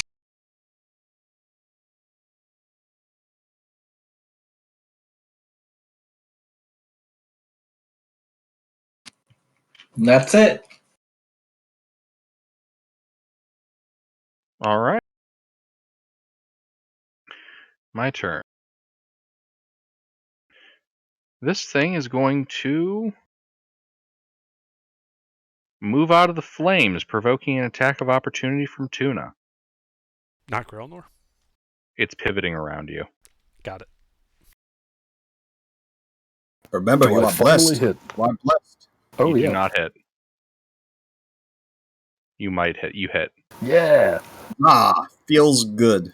Finally, this is the first attack that I've landed this session.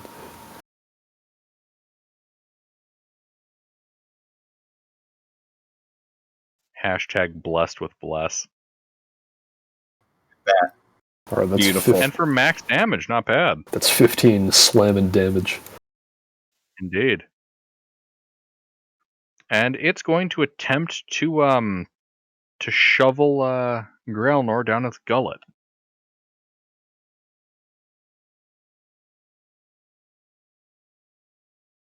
Jesus Christ of Nazareth! What the hell? How? How? Bye. I'm sorry. How is it only you? Grelnor pulls out a Highlander pistol rules. and he dives in.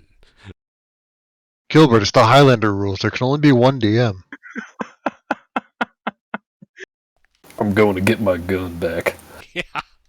Oh no! How? Oh no! How? All right, let's figure It's a out. 5% chance. It's not that rare. You didn't roll below a 6. That will take me to exactly That's negative insane. maximum. Oh my God! No! Did you include your temp HP? I did. My max is 35. I have 9 temporary hit points. That is Will you 79. melee of tuna? Melee of tuna? No, he specifically moved out of melee of Tuna. I do have a question though, Gilbert. So he just like ate me, right? And it's like big, powerful, crushing jaws. I had the laser pistol and one of those spare cartridges on me. Do they go boom? Grelnor wants big boom. That's a good question. Underdark? Uh-huh. Roll me a D100.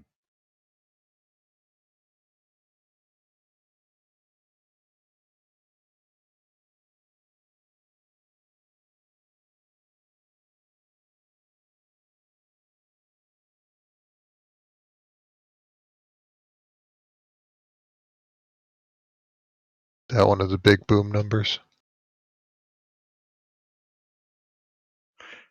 An explosion of light erupts from inside this thing's mouth.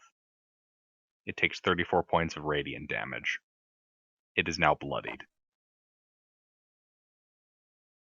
I gave it bad heartburn.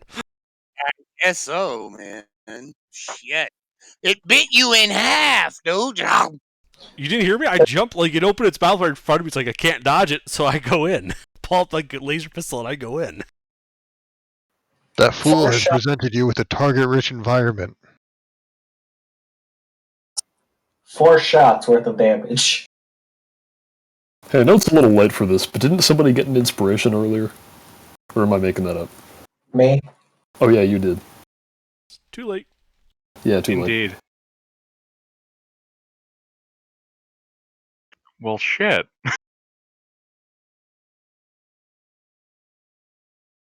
I feel like my life has just lost a certain amount of purpose. Okay. Joff? Wait. There is a question I had for you, Gilbert. Oh, yeah? Remember how you said I had one of those mushrooms on me?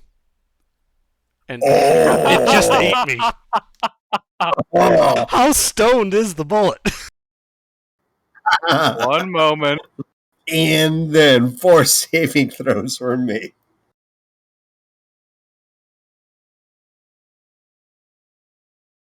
Remember, I was that crazy tinker gnome. I got all sorts of weird shit.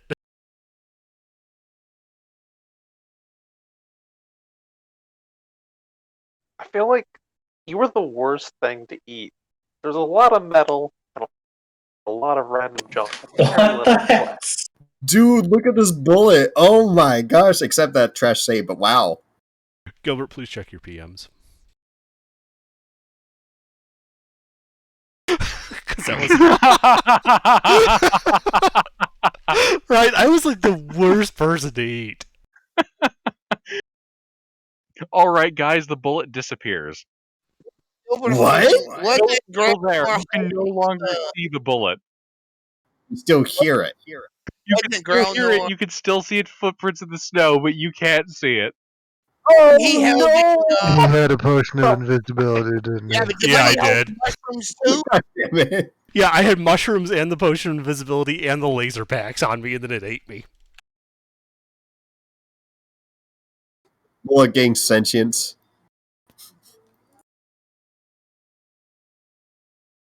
It becomes a bulletware. Oh, it becomes Grelnor. Grelnor takes it over.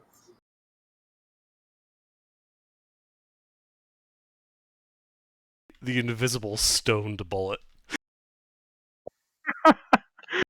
You hear a loud grunt of pain and see like blood splatter into the snow. All right. I can only assume Grelnar gave it bloody diarrhea, and that's what's happening right now. It just coughed up blood. It took a fuckload of psychic damage. What? Holy shit, Under. You almost killed this thing with fucking side effects. Yeah, so by the way this guy had all this shit on here, yeah, eating me is essentially a kamikaze move. It's not... I don't suggest eating my character.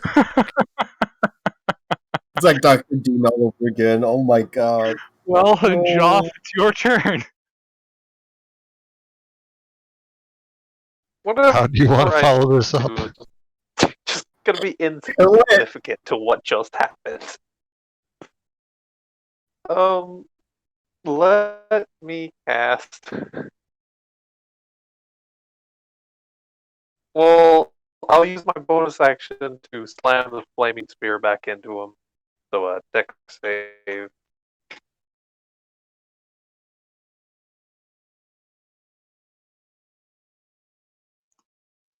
How many damage dice does And that then- do?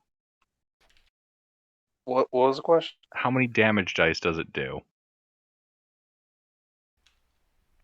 2d6 normally? Yeah. The bullet dies. What It was had that? 2 2 health. It had HP? 1 hit point? It had 2 hit points. Wait, it could save. It could Kill the save. guys. It doesn't matter, actually. Not this case. Yeah. No, not if it's a dies. silver half. It dies. Yep. Grenor! No! Oh, God! Alright, let's pick up his stuff and get him back on the cart again. Is there even anything left of Grelnor? I'm pretty sure I chunky salsa from that. I'm just gonna try and cut the bullet open and fish out what I can of Grelnor. See if Alright, there's yeah. enough to... Yeah, I'm you gonna can help. you can see the I'm gonna imprint help. in there. You kind of like spend like 3 minutes like working your way trying to figure out where the fuck its mouth is, and you kind of push that open. And inside like its lower jaw and part of its gullet, you can see a pile of powder and chunks of bone. Oh my god. My magic items would have survived, though, right? Yes. Okay. So do you just want me to redact everything else? Yeah. Okay. Unless you have something in there made out of like some weird ass materials. Adamantine. I'll redact everything that isn't magical or that I think would survive. I'll show it to you first, Gilbert. All right. So, is it clear what was Grelnor? It's pretty clear. It literally Yeah. didn't even have a chance to swallow him. He blew up in the back of its mouth. Well, look, I'm not sure what the priest can do with this, but, yeah, Some goop? Probably not much. Do we know what the actual spell that priest was casting was? it was probably raised dead. I don't think it would help with this, but maybe reincarnation would. Reincarnation. Reincarnation could work. Does anyone have a box? Oh my god, I can't believe that actually happens. My mind is boggled. Dude, this entire session has been a mindfuck for me. So, would resurrection work? I mean, it says it restores any missing body parts. Resurrection is a little bit expensive and not something you If have my access body to. was, it restores missing body parts, but I think it still needs like a Critical. body. Like it can't be pulped. I mean, he does have a mostly intact skeleton. What exactly did it do to him? Did it just bite him in half? Well, there was an explosion that also He happened. exploded. Yeah, Yeah. The explosion annihilated his flesh. He does still have a skeleton. Oh my god. Yeah, we're taking that. Resurrection is. And anything else that might have survived. How much party funds do we still have left? Enough, Ooh, I think. fair enough. Yeah. Because, I mean, So Gilbert, that I redacted the things that I figured were lost or destroyed in the blast. That checks out. Okay. Makes sense to me.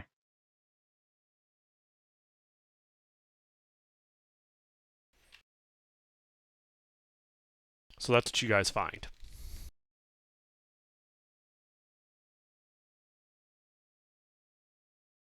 Wow.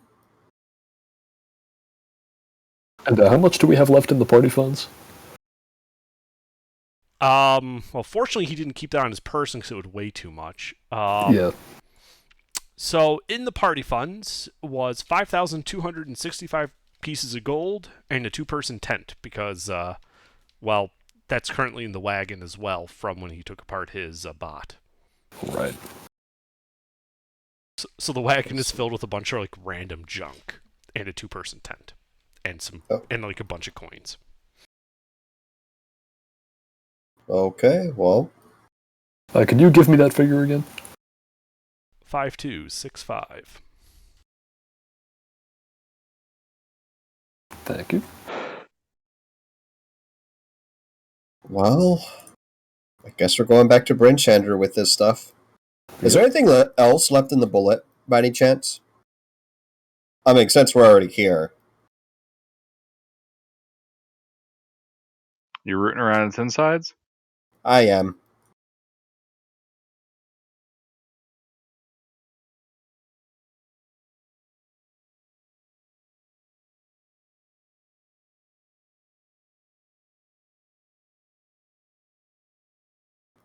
Okay. That's cool. Is that loose? Yes. Oh, hell. Guys, can you help me with this? Yeah, we can. We we'll just put that in the got party those funds. goddamn pistols. Hey, well, easy come, easy go, right? Yeah, we yoinked the monies. This was such a mind fuck. It was. I expected us to, like, meet some evil mind flayers. Ah, yes, now you'll be my slave again. And some other weird shit. I fail to And, see how this was a mindfuck, though. They didn't attack us. Well, it's a What were you mindfuck that expecting? they weren't inherently hostile. I expected them to be inherently hostile. Oh, I guess. Yeah, I mean, it's a mind flayer. That's just a prejudice. Apparently. I mean, it's a mind fuck because, like, how is it after 3 years of FFAM, I decapitate like 7 people? Underdark in the last like month and a half, I crit him like 3 times a week. Hey, Dude, that's these not you, dice that's are the rigged. dice. It's a dice. The dice are spooky. They're cursed. They're not I- rigged, it's just that a crit is only a 5% chance. It's going to happen a lot. Yeah, I mean, it's dramatically appropriate. I made a frontliner, so he's often purposefully making himself the one that's being targeted.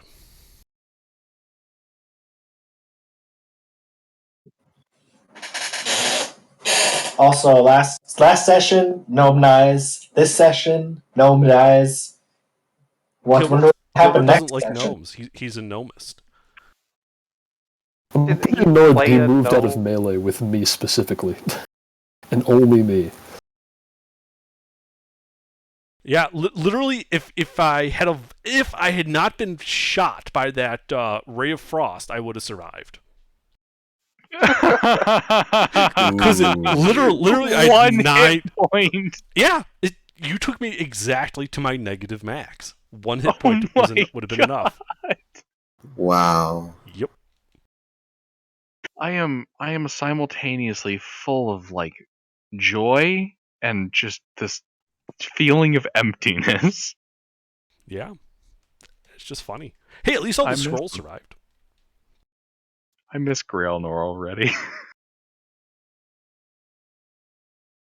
been like 2 minutes. And So we'll do we bring them level up? back. So the real question: did we That's make a right. level?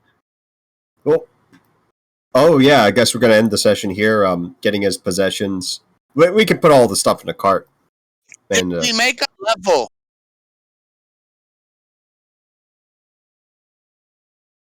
Are we calling it here? Yeah, we'll call it here. It's getting late.